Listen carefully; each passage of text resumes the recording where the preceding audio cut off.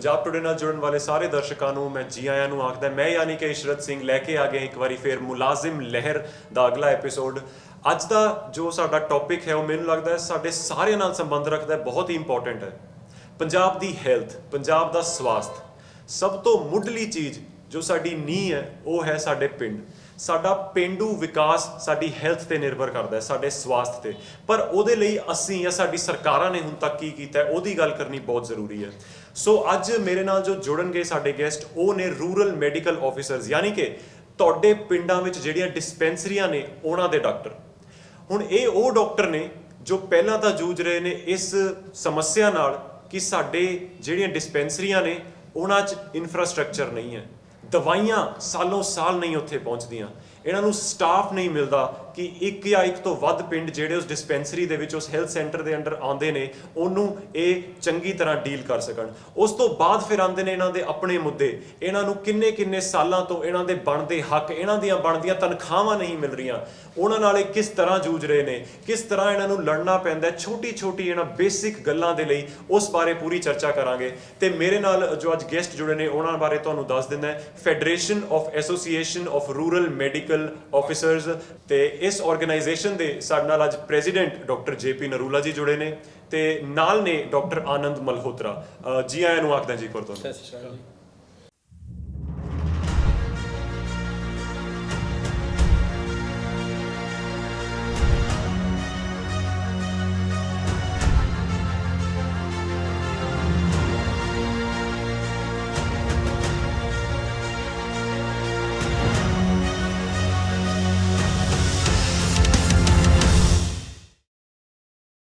एक बार फिर जी आया नूं आखदा जी, सत श्री अकाल। सत श्री अकाल जी बनवान जी। ਤੇ ਪਹਿਲਾਂ ਤਾਂ ਧੰਨਵਾਦ ਤੁਸੀਂ ਟਾਈਮ ਕੱਢ ਕੇ ਆਏ ਹੋ ਸਾਡੇ ਸਟੂਡੀਓ ਹੋਇਆ, ਆਪਾਂ ਜੇ ਡਿਸਕਸ਼ਨ ਕਰ ਸਕ ਰਹੇ ਹਾਂ। ਤੇ ਮੈਂ ਸ਼ੁਰੂਆਤ ਕਰਨਾ ਚਾਹੁੰਦਾ ਇਸ ਚੀਜ਼ ਨਾਲ ਕਿ ਪਹਿਲਾਂ ਡਾਕਟਰ ਸਾਹਿਬ ਸਾਨੂੰ ਸਾਡੇ ਦੇਖਣ ਵਾਲਿਆਂ ਨੂੰ ਇਹ ਸਮਝਾ ਦਿਓ ਕਿ ਰੂਰਲ ਹੈਲਥ ਸਟਰਕਚਰ ਕੀ ਹੈ ਨਾ। ਬੇਸਿਕ ਸਾਡਾ ਜਿਹੜਾ ਪੰਜਾਬ ਦਾ ਹੈਲਥ ਜਦੋਂ ਸ਼ੁਰੂ ਹੁੰਦਾ ਉਹ ਕੀ ਹੈ, ਸਾਡੀ ਫਾਊਂਡੇਸ਼ਨ ਕੀ ਹੈ? बनवान जी इस तरह है कि रूरल हैल्थ ਜਿਹੜਾ ਹੈ 2006 ਤੋਂ ਪਹਿਲਾਂ ਪੰਜਾਬ ਦਾ ਜਿਹੜਾ ਸਿਸਟਮ ਸੀਗਾ ਇੱਕੋ ਹੀ ਹੈਲਥ ਅੰਬਰੇਲਾ ਸੀਗਾ ਜਿਹਦੇ ਅੰਡਰ ਅਰਬਨ ਔਰ ਰੂਰਲ ਇਕੱਠੇ ਆਉਂਦੇ ਸੀਗੇ ਜੀ। 2006 ਦੇ ਵਿੱਚ government of India the constitutional amendment ਹੋਈ 73rd। ਉਹਦੇ ਵਿੱਚ ਫਿਰ ਇਹਨਾਂ ਨੇ ਕੀ ਕੀਤਾ ਕਿ PRIs ਜਿਹੜੇ ਕਿ ਪੰਚਾਇਤੀ ਰਾਜ ਇੰਸਟੀਟਿਊਸ਼ਨਸ ਹੁੰਦੇ ਆ ਉਹਨਾਂ ਨੂੰ ਇੰਪਾਵਰ ਕਰਨ ਲਈ ਕੁਝ 27 ਦੇ ਆਸ-ਪਾਸ ਮਹਿਕਮੇ ਸ਼ਿਫਟ ਕਰਨ ਲਈ ਗਵਰਨਮੈਂਟ ਆਫ ਇੰਡੀਆ ਨੇ ਪ੍ਰਪੋਜ਼ਲ ਦਿੱਤਾ, ਐਨੈਕਟਮੈਂਟ ਕੀਤੀ, ਅਮੈਂਡਮੈਂਟ ਕੀਤੀ ਕਨਸਟੀਟਿਊਸ਼ਨ 'ਚ। ਉਹਦੇ ਅੰਡਰ ਪੰਜਾਬ ਦੇ ਵਿੱਚ 3 ਡਿਪਾਰਟਮੈਂਟ ਸ਼ਿਫਟ ਹੋਏ ਜਿਹੜੇ ਕਿ ਪ੍ਰਾਇਮਰੀ ਐਜੂਕੇਸ਼ਨ, ਪ੍ਰਾਇਮਰੀ ਹੈਲਥ ਔਰ ਵੈਟਨਰੀ ਜੋ ਹੈਲਥ ਹੈ ਜੋ ਪਸ਼ੂ ਪਾਲਣ ਵਿਭਾਗ 'ਚੋਂ ਸ਼ਿਫਟ ਹੋਈ ਸੀਗੀ। ਅਤੇ ਉਸ ਤੋਂ ਬਾਅਦ ਇੱਕ ਇਹ ਬੇਸ ਲੈਵਲ ਦਾ ਬਿਲਕੁਲ ਪ੍ਰਾਇਮਰੀ ਕੰਟੈਕਟ ਹੈ ਪੇਸ਼ੈਂਟ ਦਾ ਡਾਕਟਰ ਦੇ ਨਾਲ ਜਾਂ ਹੈਲਥ ਸਿਸਟਮ ਦੇ ਨਾਲ ਪੰਜਾਬ ਦੇ ਵਿੱਚ। 2006 ਤੋਂ ਲੈ ਕੇ 2011 ਤੱਕ ਇਹ ਸਿਸਟਮ ਚੱਲਿਆ। ਪਹਿਲਾਂ ਇੱਕ ਕੰਟਰੈਕਚੁਅਲ ਬੇਸ 'ਤੇ ਚੱਲਿਆ, ਉਸ ਤੋਂ ਬਾਅਦ 2011 ਦੇ ਵਿੱਚ ਗਵਰਨਮੈਂਟ ਨੇ ਰਿਵਿਊ ਕੀਤਾ ਕਿ 2006 ਤੋਂ ਲੈ ਕੇ 11 ਤੱਕ ਕਿੰਨੀ ਇੰਪਰੂਵਮੈਂਟ ਹੋਈ ਹੈ ਰੂਰਲ ਹੈਲਥ 'ਚ। तो ਇੰਪਰੂਵਮੈਂਟ ਨੂੰ ਇਵੈਲੂਏਟ ਕਰਨ ਤੋਂ ਬਾਅਦ ਉਹਨਾਂ ਨੂੰ ਲੱਗਿਆ ਕਿ ਇਹਨੂੰ ਹੋਰ ਸਟਰੈਂਥਨਿੰਗ ਹੋਣੀ ਚਾਹੀਦੀ ਹੈ। ਅਤੇ 11 ਦੇ ਵਿੱਚ ਉਹਨਾਂ ਨੇ ਜਿੰਨੇ ਵੀ ਰੂਰਲ ਮੈਡੀਕਲ ਆਫਿਸਰ ਸੀਗੇ 1183 ਹੈ ਪੂਰੇ ਪੰਜਾਬ 'ਚ ਸੀਗੇ ਉਸ ਵੇਲੇ, ਉਹਨਾਂ ਨੂੰ ਰੈਗੂਲਰਾਈਜ਼ ਕਰ ਦਿੱਤਾ ਐਜ਼ ਪਰ ਜੋ ਵੀ ਗਾਈਡਲਾਈਨ ਸੀਗੀਆਂ, ਜੋ ਸੁਪਰੀਮ ਕੋਰਟ ਦੀਆਂ ਹੁੰਦੀਆਂ, ਜੋ ਵੀ ਰੂਲ ਰੈਗੂਲੇਸ਼ਨ ਸਾਰੇ ਚੈੱਕ ਕੀਤੇ। ਉਸ ਤੋਂ ਬਾਅਦ ਉਹਨਾਂ ਨੂੰ ਰੈਗੂਲਰ ਕਰ ਦਿੱਤਾ ਔਰ ਇਹਨਾਂ ਨੂੰ ਜਿਹੜਾ ਸੈਲਰੀ ਔਰ ਜੋ ਵੀ ਦੇਣਾ ਹੁੰਦਾ ਐਮੋਲੂਮੈਂਟਸ ਉਹ ਐਟ ਪਾਰ ਵਿਦ ਡਿਪਾਰਟਮੈਂਟ ਆਫ ਹੈਲਥ ਦੇ ਦਿੱਤੇ। ਔਰ ਇਹਨਾਂ ਦੀ ਜਿਹੜੀ ਸਾਰੀ ਸਿਲੈਕਸ਼ਨ ਹੈ ਇਹ ਔਨ ਮੈਰਿਟ ਹੋਈ ਹੈ, ਥਰੂ ਪ੍ਰੋਪਰ ਚੈਨਲ ਹੋਈ ਹੈ। ਇਹਦੇ ਵਿੱਚ ਕੋਈ ਵੀ ਇਸ ਤਰ੍ਹਾਂ ਦੀ ਬੈਕਡੋਰ ਐਂਟਰੀ ਇੱਦਾਂ ਦਾ ਕੁਛ ਨਹੀਂ ਹੈ। ਜਿਸ ਤਰ੍ਹਾਂ ਹੈਲਥ ਡਿਪਾਰਟਮੈਂਟ 'ਚ ਡਿਪਾਰਟਮੈਂਟ ਉਹਨਾਂ ਦੀ ਰਿਕਰੂਟਮੈਂਟ ਕਰਦਾ MOs ਦੀ ਹੈਲਥ ਡਿਪਾਰਟਮੈਂਟ 'ਚ, ਸੇਮ ਪੈਟਰਨ 'ਤੇ ਜਿਹੜੀ ਕਿ ਰੂਰਲ ਡਿਵੈਲਪਮੈਂਟ ਦੇ ਵਿੱਚ RMOs ਦੀ ਰਿਕਰੂਟਮੈਂਟ ਹੁੰਦੀ ਹੈ। ਔਰ 2011 ਦੇ ਵਿੱਚ ਜਿਸ ਤਰ੍ਹਾਂ ਮੈਂ ਤੁਹਾਨੂੰ ਦੱਸਿਆ 1183 ਸੀ। ਉਸ ਤੋਂ ਬਾਅਦ ਉਸ ਵੇਲੇ ਪੂਰੀਆਂ ਭਰੀਆਂ ਹੋਈਆਂ ਸੀਗੀਆਂ, ਹੌਲੀ ਹੌਲੀ ਵੈਕੈਂਸੀਜ਼ ਕ੍ਰੀਏਟ ਹੁੰਦੀਆਂ ਰਹੀਆਂ ਡਿਊ ਟੂ ਐਨੀ ਰੀਜ਼ਨ, ਕੋਈ ਜੋਬ ਛੱਡ ਕੇ ਚਲਾ ਗਿਆ ਜਾਂ ਕੁਛ ਚਲਾ ਗਿਆ। ਤਾਂ ਉਸ ਬਾਅਦ ਰਫਲੀ 490 ਦੇ ਆਸ-ਪਾਸ ਖਾਲੀ ਡਿਸਪੈਂਸਰੀਆਂ ਸੀਗੀਆਂ 2021 ਤੱਕ, ਜਿਨ੍ਹਾਂ ਦੇ ਵਿੱਚ RMOs ਨਹੀਂ ਸੀਗੇ, ਰੂਰਲ ਮੈਡੀਕਲ ਆਫਿਸਰਸ ਨਹੀਂ ਸੀਗੇ। ਅਤੇ ਉਸ ਤੋਂ ਬਾਅਦ ਸਰਕਾਰ ਨੇ ਹੁਣ ਡਿਸੀਜ਼ਨ ਲਿੱਤਾ ਬੜਾ ਕਰੰਟ 3 ਮਹੀਨੇ ਪਹਿਲਾਂ ਕਿ ਜਿਹੜੀਆਂ ਖਾਲੀ ਡਿਸਪੈਂਸਰੀਆਂ ਸੀਗੀਆਂ ਉਹ ਵਾਪਸ ਹੈਲਥ ਨੂੰ ਸ਼ਿਫਟ ਕਰ ਦਿੱਤੀਆਂ ਅਤੇ ਕੁਝ RMOs ਨੂੰ ਵੀ ਆਪਸ਼ਨ ਵਗੈਰਾ ਦਿੱਤਾ ਅਤੇ 134 ਦੇ ਆਸ-ਪਾਸ ਹੋ ਗਏ ਹੈ। ਅਤੇ ਕਰੰਟਲੀ ਇਸ ਵੇਲੇ ਰੂਰਲ ਡਿਵੈਲਪਮੈਂਟ ਡਿਪਾਰਟਮੈਂਟ ਦੇ ਵਿੱਚ 560 ਦੇ ਆਸ-ਪਾਸ ਰੂਰਲ ਮੈਡੀਕਲ ਆਫਿਸਰ ਆਪਣੀਆਂ ਸੇਵਾਵਾਂ ਨਿਭਾ ਰਹੇ ਆ ਔਰ ਪਿੰਡਾਂ ਦੇ ਵਿੱਚ ਕੰਮ ਕਰ ਰਹੇ ਆ। ਜੀ ਡਾਕਟਰ ਨੂਰੁੱਲਾ, ਮੈਨੂੰ ਇਹ ਦੱਸੋ ਕਿ ਸਾਨੂੰ ਇਹ ਸਮਝਾਓ ਕਿ ਆਰਐਮਓ ਕੌਣ ਹੁੰਦਾ ਹੈ, ਉਹਦੀ ਐਲੀਜੀਬਿਲਿਟੀ ਕੀ ਹੁੰਦੀ ਹੈ ਤੇ ਇੱਕ ਡਾਕਟਰ ਆਰਐਮਓ ਕਿਵੇਂ ਬਣਦਾ? ਬਰਮੈਨ ਸਾਹਿਬ, ਆਰਐਮਓ ਸਾਰੇ ਇੱਕੋ ਮੈਡੀਕਲ ਕਾਲਜਿਸ ਤੋਂ, ਚਾਹੇ ਐਮਓ ਹੈ ਚਾਹੇ ਆਰਐਮਓ ਹੈ, ਸਾਰੇ ਇੱਕੋ ਮੈਡੀਕਲ ਕਾਲਜਿਸ ਤੋਂ, ਚਾਹੇ ਕੋਈ ਪਟਿਆਲੇ ਤੋਂ, ਕੋਈ ਅੰਮ੍ਰਿਤਸਰ ਤੋਂ, ਕੋਈ ਵੀ ਆਪਣਾ ਮੈਡੀਕਲ ਕਾਲਜ ਤੋਂ ਆਏ ਹੈ। ਇਹ ਜਿਹੜੀ ਪਾਲਿਸੀ ਆਰਐਮਓ ਬਣਿਆ ਕਿੱਥੋਂ, ਓਰੀਜਿਨੇਟ ਕਿੱਥੋਂ ਹੋਇਆ?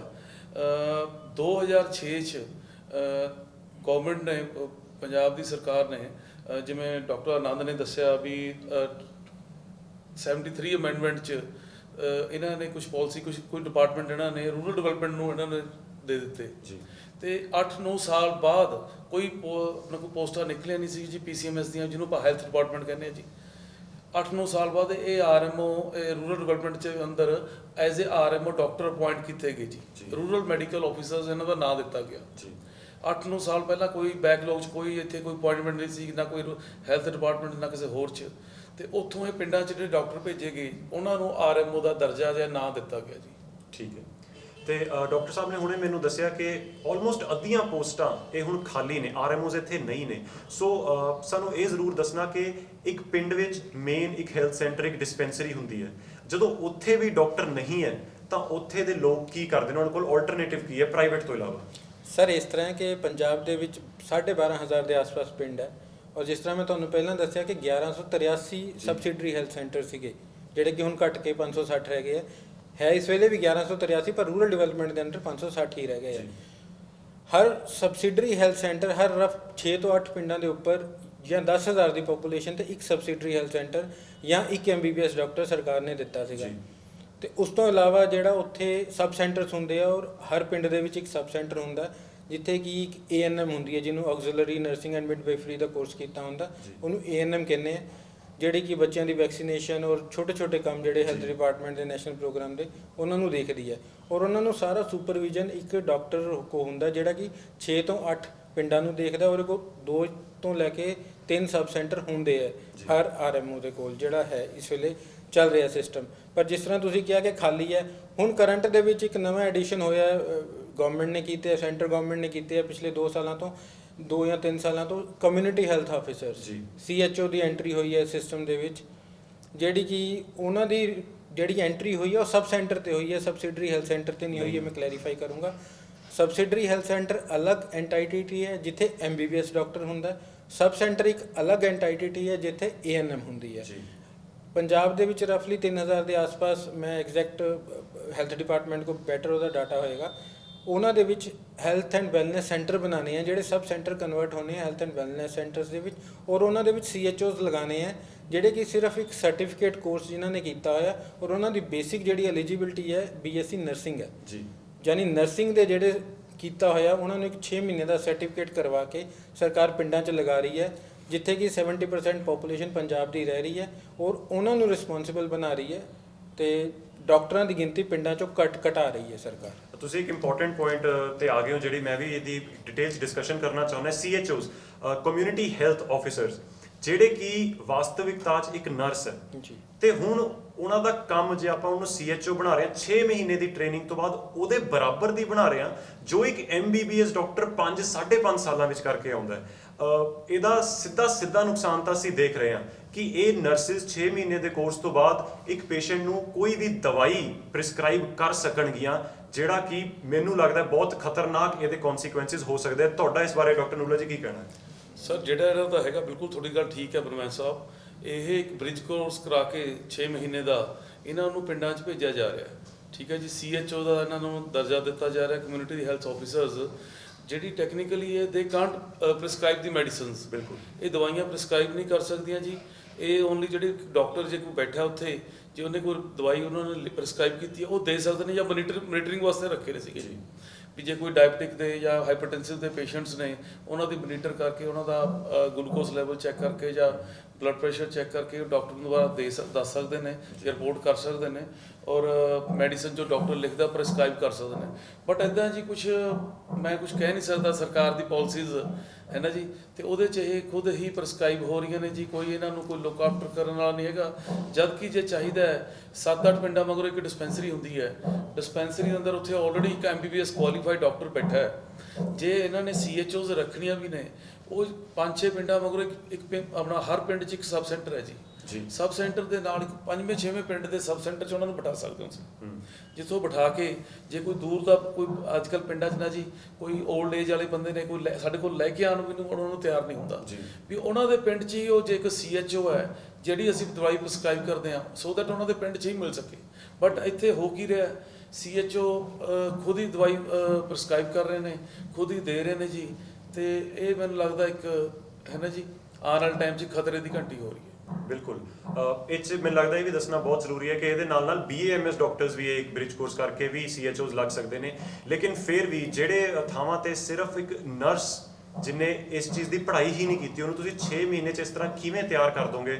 ਡਾਕਟਰ ਮਲਹੋਤਰਾ, ਕਿਵੇਂ ਦਾ ਇਸ ਦਾ ਨੁਕਸਾਨ ਤੇ ਇਨ ਦ ਲੌਂਗ ਟਰਮ ਪੰਜਾਬ ਦੀ ਹੈਲਥ ਤੇ, ਸਪੈਸ਼ਲੀ ਜਿਵੇਂ ਤੁਸੀਂ ਕਿਹਾ 70% ਪੰਜਾਬ ਦੇ ਲੋਕ ਇਹਨਾਂ ਪਿੰਡਾਂ 'ਚ ਨੇ ਜੋ ਇਹਨਾਂ ਉੱਤੇ ਨਿਰਭਰ ਹੋਣਗੇ, ਉਹਦਾ ਕਿਸ ਤਰ੍ਹਾਂ ਦਾ ਤੁਸੀਂ ਸਾਡੀ ਹੈਲਥ ਤੇ ਨੁਕਸਾਨ ਦੇਖਦੇ ਹੋ? ਦੇਖੋ ਬਨਵੰਤ ਸਾਹਿਬ, ਇਸ ਤਰ੍ਹਾਂ ਜਿਸ ਤਰ੍ਹਾਂ ਤੁਸੀਂ ਕਿਹਾ BAMS ਬੇਸਿਕ ਕੁਆਲੀਫਿਕੇਸ਼ਨ CHO ਦੀ ਜਿਹੜੀ ਉਹ ਨਰਸਿੰਗ ਹੈ ਜੀ। ਉਸ ਤੋਂ ਇਲਾਵਾ BAMS ਉਹ 'ਚ ਆ ਕੇ ਜੁਆਇਨ ਕਰਦੇ ਆ, ਉਹ ਉਹਨਾਂ ਦੀ ਆਪਣੀ ਵਿਲ ਨਾਲ ਉਹ ਜੁਆਇਨ ਕਰ ਰਹੇ, ਪਰ ਬੇਸਿਕ ਜਿਹੜੀ ਕੁਆਲੀਫਿਕੇਸ਼ਨ ਹੈ BSc ਨਰਸਿੰਗ ਹੀ ਹੈ ਔਰ ਸਰਟੀਫਿਕੇਟ ਕੋਰਸ ਫਰੋਮ IGNOU ਜਿਹੜਾ ਕਿ ਹੈਲਥ ਡਿਪਾਰਟਮੈਂਟ ਜਿਹਦਾ ਟੈਸਟ ਕੰਡਕਟ ਕਰਦਾ, ਜੋ ਐਲੀਜੀਬਲ ਹੁੰਦੇ ਉਹਨਾਂ ਨੂੰ ਕੋਰਸ ਕਰਵਾਉਂਦੇ ਔਰ ਕਰਦੇ ਆ। ਬਾਕੀ ਜਿਹੜੀ ਤੁਸੀਂ ਗੱਲ ਕਰ ਰਹੇ ਹੋ ਇੰਪੈਕਟ ਦੀ, ਦੇਖੋ ਤੁਸੀਂ ਅੱਜ ਕੱਲ੍ਹ ਹਰ ਕੋਈ ਸਮਝਦਾਰ ਹੈ, ਤੁਸੀਂ ਬਿਲਕੁਲ ਸਹੀ ਗੱਲ ਕੀਤੀ ਕਿ ਇੱਕ 5.5 ਸਾਲ ਦੀ ਪੜ੍ਹਾਈ ਕਰਨ ਤੋਂ ਬਾਅਦ, ਉਸ ਤੋਂ ਬਾਅਦ ਇੰਨੇ ਸਾਲਾਂ ਦਾ ਐਕਸਪੀਰੀਅੰਸ ਲੈਣ ਤੋਂ ਬਾਅਦ ਇੱਕ ਡਾਕਟਰ ਜੋ ਚੀਜ਼ ਕਰ ਸਕਦਾ ਹੈ ਉਹ ਇੱਕ ਨਰਸਿੰਗ ਸਟਾਫ ਨਾਲ ਨਹੀਂ ਕਰ ਸਕਦਾ, ਕਿਉਂਕਿ ਜ਼ਿਆਦਾਤਰ ਇਹਨਾਂ ਵਿੱਚੋਂ ਬਹੁਤ ਸਾਰੇ ਇਸ ਤਰ੍ਹਾਂ ਕਿ ਬਿਲਕੁਲ ਫਰੈਸ਼ ਆਏ ਹੈ, 6 ਮਹੀਨੇ ਦਾ ਉਸ ਤੋਂ ਬਾਅਦ ਕੋਰਸ ਕੀਤਾ। ਔਰ ਸਰਕਾਰ ਨੇ ਵੀ ਕੋਈ ਇਹਨਾਂ ਨੂੰ ਇਸ ਕਰਕੇ ਨਹੀਂ ਰੱਖਿਆ ਕਿ ਇਹ ਡਾਕਟਰ ਦੀ ਪੋਜੀਸ਼ਨ ਲੈਣ, ਸਰਕਾਰ ਨੇ ਇਸ ਕਰਕੇ ਰੱਖਿਆ ਕਿ ਜਿਹੜੇ ਪਿੰਡ ਇੱਕ ਪੈਨ ਇੰਡੀਆ ਪਾਲਿਸੀ ਹੈ, ਜਿਵੇਂ ਤੁਹਾਨੂੰ ਕਹਿਣਾ ਚਾਹਾਂਗੇ ਇਕੱਲੇ ਪੰਜਾਬ ਤੇ ਨਹੀਂ ਹੈ, ਪੂਰੇ all over India centre government ਦੀ ਪਾਲਿਸੀ ਹੈ। ਇਹ ਪਾਲਿਸੀ ਉੱਥੇ ਤਾਂ ਠੀਕ ਹੈ ਕਿ ਜਿੱਥੇ ਡਾਕਟਰ ਨਹੀਂ ਹੈ, ਕੋਈ ਹੋਰ ਸਟੇਟ ਹੈ ਜਿੱਥੇ ਰੂਰਲ ਦੇ ਵਿੱਚ ਬਿਲਕੁਲ ਫਾਰ ਅਵੇ ਏਰੀਆਜ਼ ਹੈ, ਸ਼ਹਿਰਾਂ ਤੋਂ 30-30 ਕਿਲੋਮੀਟਰ ਹੈ, 20-20 ਕਿਲੋਮੀਟਰ ਹੈ, ਲੋਕਾਂ ਨੂੰ ਆਉਣ ਜਾਣ ਲਈ ਸਾਧਨ ਨਹੀਂ ਹੈਗੇ, ਉਹਨਾਂ ਦੇ ਘਰ ਤੱਕ ਪਹੁੰਚ ਜਾਣਾ ਇੱਕ CHO ਲਗਾ ਦੇਣੀ ਉਸ ਜਗ੍ਹਾ ਤੇ, ਔਰ ਉਹ ਇੱਕ ਵਾਰੀ ਸ਼ਹਿਰ ਮਹੀਨੇ ਬਾਅਦ ਇੱਕ ਵਾਰੀ ਸ਼ਹਿਰ ਗਏ, ਡਾਕਟਰ ਨੂੰ ਦਿਖਾਇਆ, ਆਪਣੀ ਪ੍ਰੈਸਕ੍ਰਿਪਸ਼ਨ ਕਰਾਈ, ਹਾਈਪਰਟੈਂਸ਼ਨ ਦਾ ਪੇਸ਼ੈਂਟ ਹੈ ਉਹਨੂੰ ਦਵਾਈ ਲਿਖ ਦਿੱਤੀ, ਔਰ ਉਹ ਦਵਾਈ ਹਰ 10 ਦਿਨ ਬਾਅਦ CHO ਉਹਦਾ BP ਚੈੱਕ ਕਰ ਰਹੀ ਹੈ, 10 ਦਿਨ ਬਾਅਦ ਦੇ ਰਹੀ ਹੈ। ਉਸ ਹਿਸਾਬ ਨਾਲ ਜੇ ਸਿਸਟਮ ਚੱਲੇ ਤਾਂ ਇਹਦੇ 'ਚ ਕੋਈ ਮਾੜੀ ਗੱਲ ਨਹੀਂ ਹੈ, ਬਹੁਤ ਅੱਛਾ ਸਿਸਟਮ ਹੈ ਗਵਰਨਮੈਂਟ ਦਾ ਜੇ ਇਸ ਤਰ੍ਹਾਂ ਚੱਲੇ। ਪਰ ਜਿਸ ਤਰ੍ਹਾਂ ਡਾਕਟਰ ਸਾਹਿਬ ਨੇ ਕਿਹਾ, ਹੁਣ ਕੀ ਹੋ ਰਿਹਾ, ਜਿਸ ਤਰ੍ਹਾਂ ਆਪਾਂ ਪਹਿਲਾਂ ਵੀ ਗੱਲ ਕਰ ਰਹੇ ਸੀਗੇ ਕਿ 1183 ਡਿਸਪੈਂਸਰੀਆਂ ਸੀਗੀਆਂ ਜਿਹੜੀਆਂ ਘੱਟ ਕੇ 560 ਰਹਿ ਗਈਆਂ, ਮਤਲਬ 1183 ਪਿੰਡਾਂ ਦੇ ਵਿੱਚ ਕਿੱਥੇ MBBS ਡਾਕਟਰ ਸੀਗੇ ਜਿਹੜੇ ਘੱਟ ਕੇ ਅੱਜ 560 ਰਹਿ ਗਏ। ਹੁਣ ਜਿਹੜੇ 560 ਸੈਂਟਰ ਘੱਟ ਗਏ, ਉਹਨਾਂ ਦੇ ਨਾਲ ਹਰ ਪਿੰਡ ਦੇ ਨਾਲ 6 ਤੋਂ 8 ਆਪਾਂ ਪਿੰਡ ਲਗਾਉਂਦੇ ਹਾਂ, ਹਰ ਸਬ ਸੈਂਟਰ ਦੇ ਸਬਸਿਡਰੀ ਹੈਲਥ ਸੈਂਟਰ ਦੇ ਨਾਲ, ਮਤਲਬ ਇੱਕ ਡਾਕਟਰ ਦੇ ਕੋਲੋਂ ਜੇ 8 ਪਿੰਡ ਆਪਾਂ ਕੱਢੇ ਤੇ ਰਫਲੀ 500 ਪਿੰਡਾਂ ਦੇ 500 ਡਾਕਟਰ ਗਏ ਤੇ 4000 ਪਿੰਡ ਨਿਕਲ ਗਿਆ ਜਿੱਥੇ ਹੁਣ MBBS ਡਾਕਟਰ ਨਹੀਂ ਹੈਗਾ। ਹੁਣ ਉਹਨਾਂ ਪਿੰਡਾਂ ਦੇ ਵਿੱਚ ਜਦੋਂ CHO ਉਹਨਾਂ ਪਿੰਡਾਂ 'ਚ ਹੈ, ਉਹਨਾਂ ਨੂੰ ਕੋਈ ਅਸਿਸਟੈਂਟ, ਉਹ ਡਾਇਰੈਕਟ ਆਪਣੇ ਲੈਵਲ ਤੇ, ਕਿਉਂਕਿ ਇਹਨਾਂ ਦਾ ਜਿਹੜਾ ਪ੍ਰੋਗਰਾਮ ਹੈ CHO ਦਾ ਇਨਸੈਂਟਿਵ ਬੇਸਡ ਹੈ ਜੀ, ਇਹਨਾਂ ਨੂੰ ਇੱਕ ਫਿਕਸ ਸੈਲਰੀ ਮਿਲਦੀ ਹੈ, ਉਸ ਤੋਂ ਬਾਅਦ ਜੋ ਇਹਨਾਂ ਨੂੰ ਮਿਲਦਾ ਹੈ ਉਹ ਉਸ 'ਤੇ ਡਿਪੈਂਡ ਕਰਦਾ ਹੈ ਕਿ ਉਹ ਕਿੰਨੇ ਪੇਸ਼ੈਂਟ ਰਜਿਸਟਰ ਕਰ ਰਹੇ ਆ ਮਹੀਨੇ ਦੇ, 300 400 500, ਉਹ ਇਨਸੈਂਟੀਵਾਈਜ਼ ਹੁੰਦੇ ਆ, ਹਰ ਪੇਸ਼ੈਂਟ ਦੀ ਉਹਨਾਂ ਨੂੰ ਪੇਮੈਂਟ ਜਾਂ ਜੋ ਵੀ ਹੈ ਉਹਨਾਂ ਦਾ ਸਰਕਾਰ ਨੇ ਸਿਸਟਮ ਬਣਾਇਆ ਉਸ ਹਿਸਾਬ ਨਾਲ ਹੁੰਦੀ ਹੈ, ਉਹਨਾਂ 'ਤੇ ਅਲੱਗ ਤਰ੍ਹਾਂ ਦਾ ਪ੍ਰੈਸ਼ਰ ਹੈ। ਪਰ ਹੈਲਥ 'ਤੇ ਇਹਦਾ ਬਹੁਤ ਬੁਰਾ ਇੰਪੈਕਟ ਪਏਗਾ, ਜੋ ਮੇਰੀ ਪਰਸਨਲ ਸੋਚ ਹੈ, ਕਿਉਂਕਿ ਇੱਕ ਸ਼ਹਿਰ 'ਚ ਰਹਿੰਦਾ ਬੰਦਾ ਵੀ ਉਨਾ ਹੀ ਹੈਲਥ ਫੈਸਿਲਿਟੀਜ਼ ਨੂੰ ਡਿਜ਼ਰਵ ਕਰਦਾ ਜਿੰਨਾ ਇੱਕ ਰਿਮੋਟ ਪਿੰਡ ਦੇ ਵਿੱਚ ਕਰਦਾ।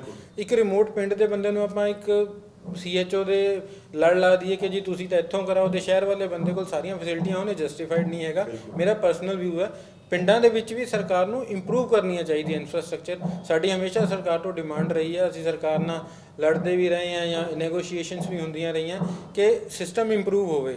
ਅਸੀਂ ਚਾਹ ਰਹੇ ਸੀਗੇ ਕਿ ਜਿਹੜੇ ਡੀ ਐਡਿਕਸ਼ਨ ਸੈਂਟਰਸ ਹੈ ਸ਼ਹਿਰਾਂ 'ਚ ਚੱਲ ਰਹੇ ਸੀ, ਕਮਿਊਨਿਟੀ ਹੈਲਥ ਸੈਂਟਰ ਲੈਵਲ ਤੱਕ ਚੱਲ ਰਹੇ ਹੈ, ਅਸੀਂ ਚਾਹ ਰਹੇ ਸੀਗੇ ਕਿ ਉਹ ਡਿਸਪੈਂਸਰੀ ਲੈਵਲ ਤੱਕ ਸ਼ਿਫਟ ਹੋਣ। ਇੱਕ ਬੰਦੇ ਨੂੰ 6 ਕਿਲੋਮੀਟਰ ਜਾਂ 8 ਕਿਲੋਮੀਟਰ ਦੂਰ ਵੀ ਕਿਉਂ ਜਾਣਾ ਪੈ ਰਿਹਾ, ਜੇ ਕੋਈ ਡੀ ਐਡਿਕਸ਼ਨ ਦੀ ਮੈਡੀਸਿਨ ਲੈ ਰਿਹਾ, ਉਹਦੇ ਸੇਮ ਪਿੰਡ ਦੇ ਵਿੱਚ ਇੱਕ MBBS ਡਾਕਟਰ ਵੀ ਉਹਦਾ ਸੈਂਟਰ ਚੱਲ ਰਿਹਾ, ਉੱਥੇ ਅਵੇਲੇਬਲ ਕਰਾਓ, ਅਸੀਂ ਹੋਰ ਕਰ ਦਿੰਦੇ ਹਾਂ, ਹੋਰ ਚੀਜ਼ਾਂ ਦਿਓ, ਉੱਥੇ ਲੈਬ ਦਿਓ, ਸਬਸਿਡਰੀ ਹੈਲਥ ਲੈਬ ਦੇ ਡਾਕਟਰ ਬੈਠਾ, ਅਸੀਂ ਇਨਵੈਸਟੀਗੇਸ਼ਨ ਲਿਖਦੇ ਹਾਂ, ਨਾਲ ਦੀ ਨਾਲ ਉਹਦੀ ਇਨਵੈਸਟੀਗੇਸ਼ਨ ਹੋਵੇ, ਨਾਲ ਦੀ ਨਾਲ ਉਹਨੂੰ ਮੈਡੀਸਨ ਮਿਲੇ। ਤਾਂ ਬੈਟਰ ਸਿਸਟਮ ਇਹਨੂੰ ਹੋਰ ਤਰੀਕੇ ਨਾਲ ਇੰਪਰੂਵ ਕੀਤਾ ਜਾ ਸਕਦਾ ਸੀਗਾ, ਪਰ ਇਸ ਵੱਲ ਜ਼ਿਆਦਾ ਧਿਆਨ ਦਿੱਤਾ ਨਹੀਂ ਗਿਆ।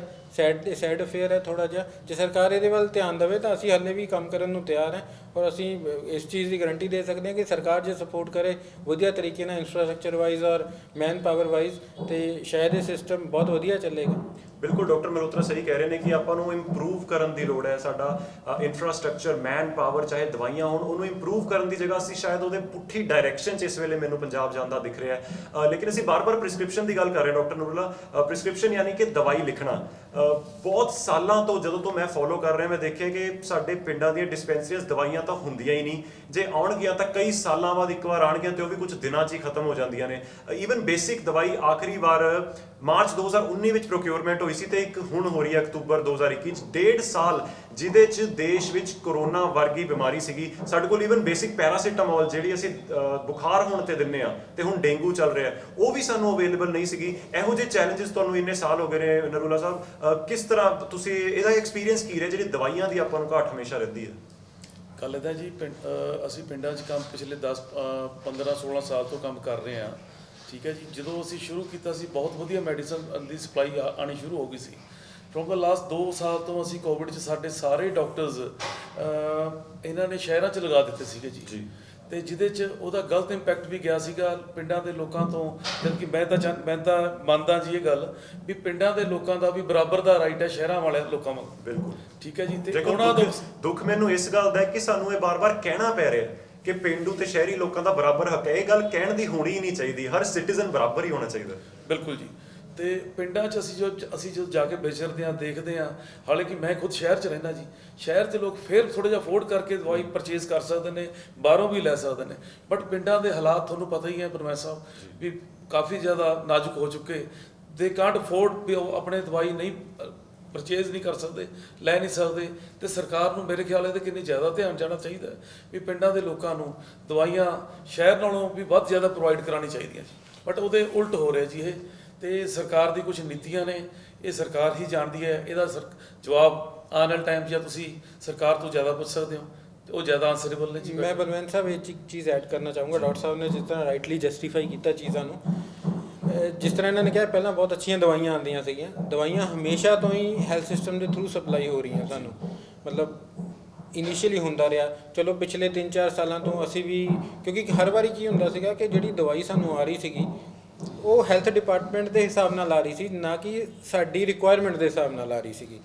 ਤੇ ਉਸ ਨੂੰ ਅਸੀਂ ਹਮੇਸ਼ਾ ਪ੍ਰੋਟੈਸਟ ਕੀਤਾ ਉਸ ਚੀਜ਼ 'ਤੇ ਕਿ ਜੋ ਪਿੰਡ ਦੇ ਵਿੱਚ ਇੱਕ ਲੈਵਲ 'ਤੇ, ਉਸ ਲੈਵਲ 'ਤੇ ਜੋ ਮੈਡੀਸਨ ਚਾਹੀਦੀ ਹੈ ਉਹ ਸਾਨੂੰ ਬੈਟਰ ਨੌਲੇਜ ਹੈ ਕਿ ਸਾਡੀ ਕਿੰਨੀ ਪੈਰਾਸੀਟਾਮੋਲ ਦੀ ਕੰਜ਼ੰਪਸ਼ਨ ਹੈ, ਜਾਂ ਸਾਨੂੰ ਕਿੰਨੇ ਐਂਟੀਬਾਇਓਟਿਕ ਚਾਹੀਦੇ ਹੈ, ਜਾਂ ਸਾਨੂੰ ਕਿੰਨੇ ਆਈ ਡ੍ਰੌਪ ਚਾਹੀਦੇ। ਇਹਨਾਂ ਚੀਜ਼ਾਂ ਦੀ ਜੇ ਅਸੀਂ ਦਈਏ, ਆਪਣੀ ਇਨਪੁਟ ਦਈਏ, ਉਸ ਤੋਂ ਬਾਅਦ ਸਾਨੂੰ ਸਪਲਾਈ ਆਏ ਤਾਂ it would be a better thing. ਮਤਲਬ ਅੱਛਾ ਰਹੇਗਾ ਕਿ ਰਿਕੁਆਇਰਮੈਂਟ ਵਾਈਜ਼ ਆਏਗੀ। ਤੇ ਚਲੋ ਅਸੀਂ ਉਸ ਨੂੰ ਬਹੁਤ ਦੇਰ ਡਿਪਾਰਟਮੈਂਟ ਕੋ ਵੀ ਪਰਸਿਊ ਕੀਤਾ। ਡਿਪਾਰਟਮੈਂਟ ਨੇ ਵੀ ਚਲੋ ਕੁਝ ਪੋਜ਼ੀਟਿਵ ਐਫਰਟ ਕੀਤੇ, ਤੇ ਡਿਪਾਰਟਮੈਂਟ ਪਿਛਲੇ 3 ਸਾਲ ਪਹਿਲਾਂ ਤੋਂ ਨਵਾਂ ਸਿਸਟਮ ਇੱਕ ਸ਼ੁਰੂ ਹੋਇਆ ਕਿ ਜਿਹੜੀ ਦਵਾਈ ਦੀ ਪਰਚੇਜ਼ ਰੂਰਲ ਡਿਵੈਲਪਮੈਂਟ ਡਿਪਾਰਟਮੈਂਟ ਆਪਣੇ ਐਂਡ 'ਤੇ ਕਰਨ ਲੱਗ ਗਿਆ। ਉਹਦੇ ਵਿੱਚ ਥਰੂ ਜਨ ਔਸ਼ਧੀ ਕੋਈ ਬਜਟ ਦੇ ਵਿੱਚ ਚੇਂਜਸ ਨਹੀਂ ਕੀਤੇ। ਜੋ ਬਜਟ 11 ਤੋਂ ਚੱਲ ਰਿਹਾ ਸੀ, ਉਹ ਇੱਕ ਮੈਂ ਤੁਹਾਨੂੰ ਇੱਕ ਹੋਰ ਇੰਟਰਸਟਿੰਗ ਵਿੱਚ ਥੋੜ੍ਹਾ ਜਿਹਾ ਦੱਸਾਂ, 2011 ਤੋਂ 6 ਤੋਂ ਹੀ ਲਗਾਓ, 6 ਤੋਂ ਬਾਅਦ ਥੋੜ੍ਹਾ ਜਿਹਾ ਵਧਾਇਆ ਸੀਗਾ। 7500 ਰੁਪਇਆ ਮਹੀਨੇ ਦੀ ਡਿਸਪੈਂਸਰੀ ਨੂੰ ਦਵਾਈ ਦਿੱਤੀ ਜਾਣੀ ਸੀਗੀ। ਔਰ 2021 ਦੇ ਵਿੱਚ ਵੀ ਉਹਦੇ 'ਚ ਹਾਲੇ ਤੱਕ ਡਾਕੂਮੈਂਟਰੀ ਰਿਵੀਜ਼ਨ ਨਹੀਂ ਹੋਈ ਹੈ ਕਿ ਇਹਦੀ ਕੁਆਂਟੀਟੀ ਵਧਾਈ ਜਾਵੇ ਜਾਂ ਤਾਂ ਬਜਟ ਵਧਾਇਆ ਜਾਵੇ ਜੀ। ਉਹ ਚੀਜ਼ਾਂ ਹਾਲੇ ਅੰਡਰ ਪ੍ਰੋਵੀਜ਼ਨ ਹੈਗੀਆਂ, ਪਰ ਉਹ ਹਾਲੇ ਚੀਜ਼ਾਂ ਨਹੀਂ ਹੋਈਆਂ। ਸਾਡੀ ਕੰਟੀਨਿਊਸ ਡਿਮਾਂਡ ਰਹੀ ਹੈ ਕਿ ਸਪਲਾਈ ਇਨਕਰੀਜ਼ ਕੀਤੀ ਜਾਵੇ। ਜਿਹੜੀ ਮੈਂ ਤੁਹਾਨੂੰ ਗੱਲ ਦੱਸ ਰਿਹਾ ਸੀ ਕਿ ਰੂਰਲ ਡਿਵੈਲਪਮੈਂਟ ਡਿਪਾਰਟਮੈਂਟ ਨੇ ਇਨੀਸ਼ੀਏਟਿਵ ਲਿੱਤਾ ਔਰ ਆਪਣੇ ਐਂਡ 'ਤੇ ਦਵਾਈ ਪਰਚੇਜ਼ ਕਰਨੀ ਸ਼ੁਰੂ ਕੀਤੀ, ਔਰ WHO ਸਰਟੀਫਾਈਡ ਮੈਡੀਸਨ ਖਰੀਦੀ ਗਈ, ਔਰ ਹਰ ਡਿਸਪੈਂਸਰੀ ਤੱਕ ਐਡੀਕੁਏਟ ਕੁਆਂਟਿਟੀ ਪਹੁੰਚਾਈ ਗਈ ਸਿੱਧੀ ਜਨ ਔਸ਼ਧੀ ਵੱਲੋਂ ਜੀ, ਜਿਹੜੀ ਕਿ ਫ੍ਰੀ ਆਫ ਕੋਸਟ, ਟੋਟਲੀ ਉਹਦਾ ਕੋਈ ਪੈਸਾ ਨਹੀਂ ਲਿੱਤਾ ਜਾਂਦਾ ਪੇਸ਼ੈਂਟ ਤੋਂ, ਔਰ ਫ੍ਰੀ ਸਪਲਾਈ ਕੀਤੀ ਜਾਂਦੀ ਸੀਗੀ ਪੇਸ਼ੈਂਟ ਨੂੰ। ਪਰ ਹੁਣ ਵਿੱਚ ਕੋਵਿਡ ਆ ਗਿਆ, ਜਿਸ ਤਰ੍ਹਾਂ ਡਾਕਟਰ ਸਾਹਿਬ ਨੇ ਦੱਸਿਆ, ਸਾਰੇ RMOs ਕੋਵਿਡ ਡਿਊਟੀਜ਼ ਦੇ ਵਿੱਚ ਚਲੇ ਗਏ, ਤੇ ਰਿਕਰੂਟਮੈਂਟ ਉਹ ਜਿਹੜੀ ਉਹ ਵਾਲੀ ਪਰਚੇਜ਼ ਸੀਗੀ ਉਹ ਰੁਕ ਗਈ। ਤੇ ਹੁਣ ਦੁਬਾਰਾ ਜਦੋਂ ਪੈਰਾਸੀਟਾਮੋਲ ਵੀ ਜਿਸ ਤਰ੍ਹਾਂ ਤੁਸੀਂ ਕਿਹਾ ਨਹੀਂ ਹੈ, ਚਲੋ ਉਸ ਦਾ ਥੋੜ੍ਹਾ ਜਿਹਾ ਹੋਇਆ, ਤੇ ਹੁਣ ਸਪਲਾਈ ਆਈ ਹੈ। ਪਰ ਹੁਣ ਫਿਰ ਥਰੂ ਹੈਲਥ ਡਿਪਾਰਟਮੈਂਟ ਸਪਲਾਈ ਆ ਰਹੀ ਹੈ, ਜਿਹੜੀ ਕਿ ਬਹੁਤ ਹੀ ਨਿਗਲੀਜੀਬਲ ਅਮਾਊਂਟ ਹੈ, ਬਹੁਤ ਥੋੜ੍ਹੀ ਅਮਾਊਂਟ ਦੀ ਸਪਲਾਈ ਸਾਨੂੰ ਹਾਲੇ ਤੱਕ ਰਿਸੀਵ ਹੋਈ ਹੈ। ਔਰ ਦੇਖਦੇ ਹਾਂ ਹੁਣ ਜੇ ਕੰਟੀਨਿਊਸ ਰਹਿੰਦੀ ਹੈ, ਅੱਛੀ ਮੈਡੀਸਨ ਸਾਨੂੰ ਮਿਲਦੀਆਂ ਫਿਰ ਤਾਂ ਬਹੁਤ ਅੱਛਾ ਹੈ, ਪਰ ਜੇ ਪੁਰਾਣੇ ਵਾਲੇ ਸਿਨੈਰੀਓ 'ਚ ਹੀ ਵਾਪਸ ਚਲਾ ਗਿਆ ਕਿ ਜੋ ਰਿਕੁਆਇਰਮੈਂਟ ਹੈ ਉਹ ਨਹੀਂ ਆ ਰਹੀ, ਤਾਂ ਫਿਰ ਆਉਣ ਵਾਲੇ ਸਮੇਂ 'ਚ ਦਿੱਕਤ ਆ ਸਕਦੀ ਹੈ। ਪਰ ਜਿਹੜੀ ਹੁਣ ਸਪਲਾਈ ਆਈ ਹੈ, ਅਸੀਂ ਇਹ ਕਹਿ ਸਕਦੇ ਹਾਂ ਕਿ ਸਪਲਾਈ ਠੀਕ ਹੈ ਪਰ ਕੁਆਂਟੀਟੀ ਬਹੁਤ ਘੱਟ ਹੈ, ਜਿੰਨੀ ਚਾਹੀਦੀ ਸੀ ਉਨੀ ਦਵਾਈ ਨਹੀਂ ਮਿਲ ਰਹੀ ਹੈ ਸਾਨੂੰ ਹਾਲੇ ਵੀ। ਰੀਜ਼ਨ ਇਹ ਵੀ ਹੈ ਬਨਵੈਤ ਸਾਹਿਬ, ਅੱਜ ਤੋਂ 10 ਸਾਲ ਪਹਿਲਾਂ ਵੀ 7500 ਰੁਪਏ ਦੀ ਮੈਡੀਸਨ ਦਾ ਬਜਟ ਰੱਖਿਆ ਗਿਆ ਸੀ ਸਰਕਾਰ ਵੱਲੋਂ ਜੀ, ਤੇ ਅੱਜ 10 ਸਾਲ ਬਾਅਦ ਵੀ ਸੇਮ ਅਮਾਉਂਟ ਰੱਖੀ ਗਈ ਹੈ ਜੀ। ਤੇ ਅਸੀਂ ਸਰਕਾਰ ਨੂੰ ਤੁਹਾਡੇ ਜ਼ਰੀਏ ਇਹ ਅਪੀਲ ਕਰਦੇ ਹਾਂ, ਰਿਕੁਐਸਟ ਵੀ ਕਰਦੇ ਹਾਂ ਵੀ ਇਹਦਾ ਜਿਹੜਾ ਬਜਟ ਹੈ ਪਿੰਡਾਂ ਨੂੰ ਦੇਖਦੇ ਹੋਏ ਤੇ ਇਹਦਾ ਬਜਟ ਵੀ ਵਧਾਇਆ ਜਾਵੇ, ਇਹਦੀ ਮੈਡੀਸਨ ਦੀ ਕੁਆਂਟੀਟੀ ਵੀ ਵਧਾਈ ਜਾਵੇ, ਥੋੜੀ ਜੀ ਕੁਆਲਿਟੀ ਵੀ ਵਧਾਈ ਜਾਵੇ, ਤੇ ਸੋ ਦੈਟ ਅਸੀਂ ਪਿੰਡਾਂ ਦੇ ਲੋਕਾਂ ਨੂੰ ਬਿਹਤਰ ਹੈਲਥ ਸਰਵਿਸਿਜ਼ ਅਸੀਂ ਪ੍ਰੋਵਾਈਡ ਕਰ ਸਕੀਏ। ਇਸ ਗੱਲ ਨੂੰ ਥੋੜਾ ਜਿਹਾ ਜੇ ਮੈਂ ਸਰਲ ਤਰੀਕੇ ਨਾਲ ਐਕਸਪਲੇਨ ਕਰਨ ਦੀ ਕੋਸ਼ਿਸ਼ ਕਰਾਂ ਤਾਂ ਪਹਿਲੀ ਚੀਜ਼ ਆਪਾਂ ਗਰਾਊਂਡ ਲੈਵਲ ਤੇ ਇਹ ਦੇਖ ਲਈਏ ਕਿ ਇਹ ਆਪਾਂ ਬਿਲਕੁਲ ਕਹਿ ਸਕਦੇ ਹਾਂ ਵੀ ਜੇ ਦਵਾਈ ਨਹੀਂ ਮਿਲ ਰਹੀ ਤਾਂ ਇੱਕ ਮੈਡੀਕਲ ਸਟੋਰ ਤੋਂ ਜਾਂ ਪ੍ਰਾਈਵੇਟ ਥਾਵਾਂ ਤੋਂ ਇੱਕ ਬੰਦਾ ਲੈ ਸਕਦਾ ਹੈ। ਪੈਸੇ ਦੀ ਗੱਲ ਆਪਾਂ ਬਾਅਦ ਚ ਕਰੀਏ ਕਿ ਕੌਣ ਕਿੰਨਾ ਅਫੋਰਡ ਕਰ ਸਕਦਾ ਹੈ, ਲੇਕਿਨ ਸਾਡੇ ਕਈ ਪਿੰਡ ਇਹੋ ਜਿਹੇ ਵੀ ਨੇ ਜਿਨ੍ਹਾਂ 'ਚ ਮੈਡੀਕਲ ਸਟੋਰ ਹੈ ਹੀ ਨਹੀਂ। ਸੋ ਇੱਕ ਬੇਸਿਕ ਦਵਾਈ ਲੈਣ ਲਈ ਵੀ ਬੰਦੇ ਨੂੰ ਕਿੰਨੀ ਦੂਰ ਜਾਣਾ ਪਏਗਾ, ਇਹ ਚੀਜ਼ਾਂ ਨੂੰ ਮੱਦੇਨਜ਼ਰ ਸਾਨੂੰ ਰੱਖਣਾ ਪਏਗਾ। ਉਸ ਤੋਂ ਬਾਅਦ ਜੇ ਉਹ ਮੈਡੀਕਲ ਸਟੋਰ ਇੱਕ ਪਿੰਡ 'ਚ ਹੈ ਜਾਂ 2-3 ਪਿੰਡਾਂ 'ਚ ਇੱਕ ਹੈ ਤਾਂ ਕੀ ਉੱਥੇ ਉਹ ਦਵਾਈ ਅਵੇਲੇਬਲ ਹੈ ਵੀ ਕਿ ਬੰਦਾ ਆਪਣੇ ਪੈਸੇ ਨਾਲ ਵੀ ਖਰੀਦ ਸਕੇ। ਪਰ ਜਦੋਂ ਮੈਂ ਪੈਸੇ ਦੀ ਗੱਲ ਕਰਦਾ ਉਦੋਂ ਫੇਰ ਮੈਂ ਇਹ ਕਹਿਣਾ ਚਾਹੁੰਦਾ ਕਿ ਹਰ ਕੋਈ ਸ਼ਾਇਦ ਉਹ ਦਵਾਈਆਂ ਅਫੋਰਡ ਹੀ ਨਹੀਂ ਕਰ ਸਕਦਾ। ਹਰ ਦਵਾਈ, ਕੁਝ ਦਵਾਈਆਂ ਬੇਸਿਕ ਦਵਾਈਆਂ ਬਹੁਤ ਸਸਤੀਆਂ ਹੋਣਗੀਆਂ, ਪੈਰਾਸੀਟਾਮੋਲ ਵਰਗੀਆਂ ਜਿਹੜਾ ਬੁਖਾਰ ਲਈ ਨੇ, ਪਰ ਕਿਸੇ ਨੂੰ ਹੋਰ ਕੋਈ ਜੇ ਪ੍ਰੋਬਲਮ ਹੋਵੇ, ਕੋਈ ਜੇ ਪਿੰਡਾਂ 'ਚ ਡਾਇਬੀਟਿਕ ਹੋਵੇ, ਉਹਨੂੰ ਬਾਰ-ਬਾਰ ਇਨਸੂਲਿਨ ਜਾਂ ਸ਼ੂਗਰ ਕੰਟਰੋਲ ਦੀ ਦਵਾਈ ਜਾਂ ਪ੍ਰੋਸਟੇਟ ਦੀ ਜਿਹੜੀਆਂ ਕਾਮਨ ਪ੍ਰੋਬਲਮਸ ਨੇ, ਕੀ ਉਹਨਾਂ ਦੀ ਦਵਾਈ ਉਹਨੂੰ ਰੋਜ਼ ਮਿਲ ਸਕੇਗੀ? ਉਹ ਕਿੰਨੀ ਦੂਰ, ਕਿੰਨੇ ਕਿਲੋਮੀਟਰ, ਕਿਹੜੇ ਆਪਣੇ ਨਾਲ ਦੇ ਸ਼ਹਿਰ ਤੱਕ ਜਾਏਗਾ ਉਹ ਲੈਣ ਲਈ? ਉਹ ਪ੍ਰੋਬਲਮਸ ਮੈਨੂੰ ਲੱਗਦਾ ਸਾਨੂੰ ਦੇਖਣੀਆਂ ਪੈਣਗੀਆਂ, ਉਹ ਬਹੁਤ ਇੰਪੋਰਟੈਂਟ ਨੇ। ਤੇ ਉਸ ਤੋਂ ਬਾਅਦ ਜਿਵੇਂ ਡਾਕਟਰ ਸਾਹਿਬ ਨੇ ਕਿਹਾ ਕਿ ਦਵਾਈ ਜੇ ਆਂਦੀ ਵੀ ਰਵੇ ਤਾਂ ਉਹਦੀ ਕੁਆਂਟੀਟੀ, ਜਿਵੇਂ ਕਿ ਅਸੀਂ ਪਹਿਲਾਂ ਵੀ ਗੱਲ ਕਰ ਰਹੇ ਸੀਗੇ ਵੀ ਅਸੀਂ ਲਾ ਲਈਏ ਵੀ ਪੈਰਾਸੀਟਾਮੋਲ, ਜਿਹਦੇ ਮੈਂ ਬਾਰ-ਬਾਰ ਬੁਖਾਰ ਦੀ ਦਵਾਈ ਦੀ ਗੱਲ ਕਰ ਰਹੇ ਹਾਂ, ਜੋ 2000 ਵੀ ਇੱਕ ਡਿਸਪੈਂਸਰੀ ਨੂੰ ਮਿਲਦੀ ਹੈ ਤਾਂ ਸ਼ਾਇਦ ਤੁਸੀਂ ਕਹਿ ਰਹੇ ਸੀ ਉਹ 3-4 ਦਿਨ 'ਚ ਖਤਮ ਹੋ ਜਾਏਗੀ। ਨਹੀਂ, 3-4 ਦਿਨ 'ਚ ਤਾਂ ਨਹੀਂ ਖਤਮ ਹੋਏਗੀ ਬਨਵੰਤ ਸਾਹਿਬ, 2000 ਜੇ ਮਿਲਦੀ ਰਵੇ, ਜੇ ਮਿਲਦੀ ਰਵੇ ਠੀਕ ਹੈ। ਅੱਗੇ ਦੇਖੋ ਇੱਕ ਇਹ ਸਾਈਕਲ ਹੁੰਦਾ, ਜੇ ਮੈਡੀਸਨ ਆਏਗੀ ਓਬਵੀਅਸਲੀ ਪੇਸ਼ੈਂਟ ਵੀ ਆਏਗਾ, ਮੈਡੀਸਨ ਰੈਗੂਲਰਲੀ ਆਂਦੀ ਰਹੇਗੀ, ਪੇਸ਼ੈਂਟ ਦਾ ਇਨਫਲੋ ਵਧੇਗਾ, ਓਪੀਡੀ ਇਨਕਰੀਜ਼ ਹੋਏਗੀ, ਤਾਂ ਓਬਵੀਅਸਲੀ ਜਿੱਦਾਂ ਪੇਸ਼ੈਂਟ ਇਨਕਰੀਜ਼ ਹੋਏਗੀ ਸਪਲਾਈ ਇਨਕਰੀਜ਼। ਮੈਂ ਉਹੀ ਗੱਲ ਪਹਿਲਾਂ ਕੀਤੀ ਨਾ ਤੁਹਾਡੇ ਨਾਲ, ਜੇ ਸਾਡੇ ਤੋਂ ਇਨਪੁਟ ਲੈ ਕੇ ਦੇਣ ਕਿ ਇੰਨੇ ਪੇਸ਼ੈਂਟ ਆ ਰਹੇ, ਅਸੀਂ ਡਿਮਾਂਡ ਪਾਈਏ ਕਿ ਸਾਡੇ ਇੰਨੇ ਪੇਸ਼ੈਂਟ ਹੈ, ਸਾਡੀ ਮੰਥਲੀ ਇੰਨੀ ਰਿਕੁਆਇਰਮੈਂਟ ਹੈ, ਉਸ ਤਰ੍ਹਾਂ ਚੱਲੇਗਾ ਸਿਸਟਮ ਤਾਂ ਕੋਈ ਇਸ਼ੂ ਨਹੀਂ ਹੈ। ਪਰ ਜੇ ਹੁਣ ਮੈਡੀਸਨ ਆ ਗਈ, ਪੇਸ਼ੈਂਟ ਇਨਕਰੀਜ਼ ਹੋ ਗਏ, ਜਦੋਂ ਪੇਸ਼ੈਂਟ ਆਉਣ ਲੱਗ ਗਏ ਮੈਡੀਸਨ ਬੰਦ ਹੋ ਗਈ, ਉਹ ਪੇਸ਼ੈਂਟ ਜਿਹੜੇ ਆ ਉਹਨਾਂ ਦਾ ਇੰਟਰਸਟ ਫਿਰ ਲੂਜ਼ ਹੋ ਜਾਂਦਾ। ਬਿਲਕੁਲ, ਉਹ ਇੰਟਰਸਟ ਨੂੰ ਬਣਾਏ ਰੱਖਣ ਲਈ ਇੱਕ ਰੈਗੂਲਰ ਸਪਲਾਈ ਔਰ ਹਰ ਵੇਲੇ ਪ੍ਰੋਪਰ ਇਨਪੁਟ ਲੈਣ ਤੋਂ ਬਾਅਦ ਕਿ ਕਿੰਨੀ ਦਵਾਈ ਕਿਹੜੀ ਚਾਹੀਦੀ ਹੈ ਉਹ ਲੈ ਕੇ ਸਪਲਾਈ ਕਰਨਗੇ, ਤਾਂ ਸਿਸਟਮ ਇੱਕ ਬੈਟਰ ਔਰ ਇਫੈਕਟਿਵ ਵੇ ਨਾਲ ਚੱਲੇਗਾ। ਬਿਲਕੁਲ ਸਹੀ ਐਗਜ਼ਾਮਪਲ ਦਿੱਤਾ, ਜਿਵੇਂ ਇੱਕ ਦੁਕਾਨਦਾਰ ਆਪਣੇ ਹਿਸਾਬ ਨਾਲ ਲਿਖ ਕੇ ਉੱਪਰ ਭੇਜਦਾ ਵੀ ਮੈਨੂੰ ਇਸ ਦਵਾਈ ਦੀ ਜ਼ਿਆਦਾ, ਇਸ ਦਵਾਈ ਦੀ ਘੱਟ ਲੋੜ ਹੈ, ਜਦਕਿ ਕਿਸੇ ਹੋਰ ਰੀਜਨ ਵਿੱਚ ਕਿਸੇ ਹੋਰ ਦੁਕਾਨਦਾਰ ਨੂੰ ਫਰਕ ਹੋ ਸਕਦਾ ਹੈ। ਸੋ ਉਸੇ ਤਰ੍ਹਾਂ ਸਾਡੀ ਡਿਸਪੈਂਸਰੀ 'ਚ ਨਹੀਂ ਹੋ ਰਿਹਾ ਕਿ ਯੂਨੀਫਾਰਮਿਟੀ ਨਾਲ ਇੱਕ ਸਟੈਂਡਰਡ ਪ੍ਰੋਪੋਰਸ਼ਨ ਨਾਲ ਵੰਡੀਆਂ ਜਾ ਰਹੀਆਂ ਨੇ ਦਵਾਈਆਂ, ਜਦਕਿ ਕਿਸੇ ਰੀਜਨ ਵਿੱਚ ਕਿਸੇ ਹੋਰ ਚੀਜ਼ ਦੀ ਜ਼ਿਆਦਾ ਜ਼ਰੂਰਤ ਹੋ ਸਕਦੀ ਹੈ। ਤੇ ਮੈਨੂੰ ਲੱਗਦਾ ਬੜੀ ਇੰਪੋਰਟੈਂਟ ਇਹ ਗੱਲ ਡਾਕਟਰ ਸਾਹਿਬ ਨੇ ਕੀਤੀ ਕਿ ਜਦੋਂ ਦਵਾਈ ਆਉਣ ਲੱਗ ਜਾਂਦੀ ਹੈ, ਪੇਸ਼ੈਂਟ ਆਉਣ ਲੱਗ ਜਾਂਦਾ, ਉਦੋਂ ਦਵਾਈ ਮੁੱਕ ਜਾਂਦੀ ਹੈ। ਸੋ ਬੰਦਾ ਇਹੀ ਸੋਚ ਲੈਂਦਾ ਵੀ ਸਾਡੀ ਡਿਸਪੈਂਸਰੀ 'ਚ ਦਵਾਈਆਂ ਹੀ ਨਹੀਂ ਹੈ, ਸਾਨੂੰ ਕਿਤੇ ਹੋਰ ਹੀ ਫੈਸਿਲਿਟੀ ਸਾਡੀ ਹੈਲਥ ਲਈ, ਸਾਡੇ ਸਵਾਸਥ ਲਈ ਲੱਭਣੀ ਪੈਣੀ ਹੈ। ਇੰਪੋਰਟੈਂਟ ਗੱਲ ਹੈ। ਤੇ ਇੱਕ ਨਰੂਲਾ ਸਾਹਿਬ ਨੇ ਕਹੀ ਸੀ ਗੱਲ ਕਿ 7500 ਦਾ ਬਜਟ ਪਿਛਲੇ 10 ਸਾਲਾਂ ਤੋਂ ਚੱਲ ਰਿਹਾ, ਜਦੋਂ ਕਿ ਸਾਡੀ ਪੋਪੂਲੇਸ਼ਨ ਵੀ ਵਧੀ ਹੋਏਗੀ, ਜਦੋਂ ਦਵਾਈਆਂ ਦੇ ਰੇਟ ਵੀ ਵਧੇ ਹੋਣਗੇ ਇਨਫਲੇਸ਼ਨ ਦੇ ਨਾਲ, ਸੋ ਕੀ ਉਹਨੂੰ ਰਿਵਾਈਜ਼ ਕਰਨ ਦੀ ਲੋੜ ਨਹੀਂ ਸੀ? ਇਹ ਛੋਟੇ-ਛੋਟੇ ਇਸ਼ੂਜ਼ ਬਹੁਤ ਨੇ। ਇਹਦੇ ਇਲਾਵਾ ਇੱਕ ਮੈਨੂੰ ਜ਼ਰੂਰ ਐਡੀਸ਼ਨ ਕਰਿਓ ਕਿ ਦਵਾਈਆਂ ਦੀ ਅਸੀਂ ਗੱਲ ਕਰ ਲਈ, ਇਨਫਰਾਸਟ੍ਰਕਚਰ ਅਸੀਂ ਸਿਰਫ ਇੱਕ ਹਜੇ ਲਫ਼ਜ਼ ਦਾ ਇਸਤੇਮਾਲ ਕੀਤਾ, ਪਰ ਜ਼ਰੂਰ ਸਾਡੇ ਦੇਖਣ ਵਾਲੇ ਨੂੰ ਇਹ ਸਮਝਾਇਓ ਕਿ ਕਿਸ ਤਰ੍ਹਾਂ ਦੇ ਇਨਫਰਾਸਟ੍ਰਕਚਰ ਜਾਂ ਮੈਨ ਪਾਵਰ ਦੀ ਸਾਨੂੰ ਰੂਰਲ ਲੈਵਲ ਤੇ ਜ਼ਰੂਰਤ ਹੈ ਜੋ ਨਹੀਂ ਮਿਲ ਰਿਹਾ। ਦੇਖੋ ਸਰ, ਇੱਕ ਜਿਹੜੀ ਆਪਾਂ ਗੱਲ ਕਰੀਏ ਜਿਹੜਾ ਬੇਸਿਕ ਅਪਰੂਵਡ ਹੈ, ਜਿਹੜਾ ਕਿ ਗਵਰਨਮੈਂਟ ਵੱਲੋਂ ਵੈਕੈਂਸੀਜ਼ ਜਿਨ੍ਹਾਂ ਨੂੰ ਕਹਿੰਦੇ ਆ ਕਿ ਸੈਂਕਸ਼ਨ ਵੈਕੈਂਸੀਜ਼ ਹੈ, ਇੱਕ ਸਬਸਿਡਰੀ ਹੈਲਥ ਸੈਂਟਰ ਦੇ ਵਿੱਚ ਇੱਕ ਰੂਰਲ ਮੈਡੀਕਲ ਆਫੀਸਰ ਦੀ, ਇੱਕ ਰੂਰਲ ਫਾਰਮਾਸਿਸਟ ਦੀ ਔਰ ਇੱਕ ਦਰਜਾ 4 ਜਿਹੜਾ ਕਿ ਹੈਲਪਰ ਹੁੰਦਾ, ਉਹਦੀਆਂ ਸੈਂਕਸ਼ਨ ਹਾਲੇ ਤੱਕ ਪੋਸਟਾਂ ਸੈਂਕਸ਼ਨ ਹੈਗੀਆਂ। ਪਰ ਜਿਸ ਤਰ੍ਹਾਂ ਡਾਕਟਰ ਸਾਹਿਬ ਨੇ ਸ਼ੁਰੂ 'ਚ ਜ਼ਿਕਰ ਕੀਤਾ ਸੀਗਾ ਕਿ ਹਾਲੇ ਵੀ ਬਹੁਤ ਸਾਰੀਆਂ ਡਿਸਪੈਂਸਰੀਜ਼ ਇੱਦਾਂ ਦੀਆਂ ਹੈਗੀਆਂ ਜਿਹਨਾਂ ਦਰਜਾ 4 ਦੀਆਂ ਪੋਸਟਾਂ ਖਾਲੀ ਪਈਆਂ, ਜਾਂ ਕਈ ਇੱਦਾਂ ਦੀਆਂ ਜਿਹਨਾਂ 'ਚ ਫਾਰਮਾਸਿਸਟ ਨਹੀਂ ਹੈਗੇ। ਤਾਂ ਦੇਖੋ ਇੱਕ ਬਹੁਤ ਛੋਟਾ ਜਿਹਾ ਯੂਨਿਟ ਹੁੰਦਾ ਸਬਸਿਡਰੀ ਹੈਲਥ ਸੈਂਟਰ, ਔਰ 3 ਜਣਿਆਂ ਦਾ ਸਟਾਫ ਸੈਂਕਸ਼ਨ ਹੈ। ਉਸ ਤੋਂ ਇਲਾਵਾ ਜਿਹੜਾ ਸਟਾਫ ਹੈ ਸਬ ਸੈਂਟਰ ਦਾ, ਉਹ ਆਸ਼ਾ ਵਰਕਰਸ ਦਾ ਸਬ ਸੈਂਟਰ ਹੈ, ਉਹ ਹੈਲਥ ਨਾਲ ਡਾਇਰੈਕਟਲੀ ਰਿਲੇਟਡ ਹੈ, ਡਾਇਰੈਕਟਲੀ ਆਰਐਮਓਜ਼ ਨਾਲ ਰਿਲੇਟ ਨਹੀਂ ਕਰਦੇ ਉਹ, ਕਿਉਂਕਿ ਉਹਨਾਂ ਦੀ ਅਕਾਊਂਟੇਬਿਲਿਟੀ ਆਰਐਮਓਜ਼ ਨੂੰ ਨਹੀਂ ਹੈਗੀ, ਉਹ ਅਲੱਗ ਸਿਸਟਮ ਨੂੰ ਇੱਕ ਅਕਾਊਂਟੇਬਿਲਿਟੀ ਹੈਗੀ ਹੈ ਉਹਨਾਂ ਦੀ। ਤਾਂ ਇਸ ਨੂੰ ਇੰਪਰੂਵ, ਦੇਖੋ ਪਹਿਲੀ ਗੱਲ ਤਾਂ ਹਰ ਜਗ੍ਹਾ ਆਰਐਮਓ ਦੀ ਜਿੰਨੇ ਹੁਣ ਸੈਂਟਰ ਹੈ 560 ਜੇ ਗੱਲ ਕਰੀਏ ਤੇ 560 ਰੂਰਲ ਮੈਡੀਕਲ ਆਫੀਸਰਸ ਹੈ ਇਸ ਵੇਲੇ। ਉਸ ਤੋਂ ਇਲਾਵਾ 560 ਫਾਰਮਾਸਿਸਟ ਔਰ 560 ਹੀ ਦਰਜਾ 4 EMPLOYE ਚਾਹੀਦੇ ਹੈ ਜੀ। ਜਿੱਥੇ ਨਹੀਂ ਹੈ ਉਹਨਾਂ ਦੀ ਭਰਤੀ ਕੀਤੀ ਜਾਵੇ। ਸਾਡੀ ਇਹ ਡਿਮਾਂਡ ਹੈ ਸਰਕਾਰ ਤੋਂ, ਜਿੱਥੇ ਫਾਰਮਾਸਿਸਟ ਨਹੀਂ ਹੈਗੇ ਉੱਥੇ ਫਾਰਮਾਸਿਸਟ ਭੇਜੇ ਜਾਣ, ਜਿੱਥੇ ਦਰਜਾ 4 ਨਹੀਂ ਹੈਗੇ ਉੱਥੇ ਦਰਜਾ 4 ਭੇਜੇ ਜਾਣ। ਔਰ ਦੂਸਰੀ ਇੰਫਰਾਸਟ੍ਰਕਚਰ ਕਿ ਡਿਸਪੈਂਸਰੀਜ਼ ਬਹੁਤ ਸਾਰੀਆਂ ਡਿਸਪੈਂਸਰੀਜ਼ ਹੈ ਜਿਨ੍ਹਾਂ ਦੀ ਇੰਫਰਾਸਟ੍ਰਕਚਰ ਜੇ ਆਪਾਂ ਕਰੀਏ ਕਿ ਪਿਛਲੇ 8 ਜਾਂ 10 ਸਾਲ ਪਹਿਲਾਂ ਸ਼ਾਇਦ ਫੰਡ ਆਏ ਸੀਗੇ ਜਿੱਥੇ ਥੋੜ੍ਹੀ ਬਹੁਤ ਮੁਰੰਮਤ ਹੋਈ ਜਾਂ ਜੋ ਵੀ ਇੰਫਰਾਸਟ੍ਰਕਚਰ ਲੈਵਲ ਤੇ ਸਰਕਾਰ ਵੱਲੋਂ ਕੀਤਾ ਜਾਣਾ ਸੀ ਹੋਇਆ। ਬਹੁਤ ਸਾਰੀਆਂ ਡਿਸਪੈਂਸਰੀਆਂ ਬਹੁਤ ਅੱਛੀਆਂ ਚੱਲ ਰਹੀਆਂ। ਮੈਂ ਤੁਹਾਨੂੰ ਕਈ ਨਾਮ ਵੀ ਗਿਣਾ ਸਕਦਾ ਜਿਨ੍ਹਾਂ ਵਿੱਚ ਲੋਕਲ ਪਿੰਡ ਵਾਲਿਆਂ ਨੇ, ਪੰਚਾਇਤਾਂ ਨੇ, NRIs ਨੇ ਜਾਂ ਜਿਹੜੀਆਂ ਯੂਥ ਕਲੱਬਸ ਹੈ ਉੱਥੇ ਦੀਆਂ ਜਿਹੜੀਆਂ ਕਿ ਮੰਥਲੀ ਮੈਡੀਸਨ ਸਪਲਾਈ ਕਰਦੀਆਂ ਉਹਨਾਂ ਨੂੰ, ਕਿਉਂਕਿ ਉੱਥੇ ਦਿਖ ਰਿਹਾ ਉਹਨਾਂ ਨੂੰ ਕਿ ਲੋੜ ਹੈ, ਨਹੀਂ ਪੂਰੀ ਹੋ ਰਹੀ, ਯੂਥ ਕਲੱਬਸ ਕਰ ਰਹੀਆਂ, ਪੰਚਾਇਤਾਂ ਕਰ ਰਹੀਆਂ। ਨੂੰ ਸਰਵ ਕਰਨਾ ਜਿਹੜਾ ਕਿ ਸਰਕਾਰ ਦਾ ਕੰਮ ਹੈ, ਪਬਲਿਕ ਹੀ ਖੁਦ ਨੂੰ ਬੇਸਿਕਲੀ ਸਰਵ ਕਰ ਰਹੀ ਹੈ। ਇੰਫਰਾਸਟ੍ਰਕਚਰ ਵਾਈਜ਼ ਕਈ ਡਿਸਪੈਂਸਰੀਆਂ ਤੁਸੀਂ ਜੇ ਜਾਓ ਤੇ ਉੱਥੇ ਦੀਆਂ ਪੰਚਾਇਤਾਂ ਨੇ ਲੈਬਸ ਖੁਲਵਾ ਕੇ ਦਿੱਤੀਆਂ ਹੋਈਆਂ, ਏਅਰ ਕੰਡੀਸ਼ਨਰ ਲਵਾ ਕੇ ਦਿੱਤੇ ਹੋਏ ਆ ਵੇਟਿੰਗ ਏਰੀਆਜ਼ ਦੇ ਵਿੱਚ। ਇੱਦਾਂ ਦੀਆਂ ਡਿਸਪੈਂਸਰੀਆਂ ਵੀ ਹੈ ਪੰਜਾਬ। ਉਹ ਤਾਂ ਹੀ ਹੈ ਕਿ ਬਹੁਤ ਅੱਛਾ ਕੰਮ ਹੋ ਰਿਹਾ ਔਰ ਲੋਕ ਚਾਹੁੰਦੇ ਆ ਕਿ ਚੱਲੇ। ਚਲੋ ਉਹ ਹੁਣ ਸਰਕਾਰ ਤੇ ਨਹੀਂ ਪਾਉਂਦੇ ਕਿ ਠੀਕ ਹੈ ਸਰਕਾਰ ਦੀਆਂ ਆਪਣੀਆਂ ਮਜਬੂਰੀਆਂ ਰਹਿੰਦੀਆਂ, ਜੋ ਵੀ ਉਹ ਸਰਕਾਰ ਦੇ ਇਸ਼ੂਜ਼ ਹੈ, ਪਰ ਲੋਕ ਚਾਹੁੰਦੇ ਆ ਕਿ ਸਿਸਟਮ ਚੱਲੇ ਔਰ ਵਧੀਆ ਤਰੀਕੇ ਨਾਲ ਚੱਲੇ। ਉਹ ਆਪਣੀ ਸਪੋਰਟ ਦਿੰਦੇ ਔਰ ਵਧੀਆ ਚੱਲ ਰਿਹਾ। ਜੇ ਸਰਕਾਰ ਸਪੋਰਟ ਕਰੇਗੀ ਤਾਂ ਫਿਰ ਉਹਦੇ ਵਰਗੀ ਤਾਂ ਕੋਈ ਰੀਸ ਰਹੇਗੀ ਨਹੀਂ। ਬਹੁਤ ਵਧੀਆ ਸਿਸਟਮ ਚੱਲੇਗਾ ਔਰ ਪੇਂਡੂ ਲੋਕ ਪੂਰੇ ਖੁਸ਼ ਰਹਿਣਗੇ। ਅਸੀਂ ਤਾਂ ਆਪਣੇ ਵੱਲੋਂ ਪੂਰਾ ਜ਼ੋਰ ਲਗਾਵਾਂਗੇ ਕਿ ਲੋਕਾਂ ਨੂੰ ਸ਼ਹਿਰ ਨਾ ਜਾਣਾ ਪਵੇ। ਜਿਸ ਲੈਵਲ ਤੱਕ ਅਸੀਂ ਮੈਨੇਜ ਕਰ ਸਕਦੇ ਹਾਂ ਅਸੀਂ ਕਰੀਏ। ਬਿਲਕੁਲ।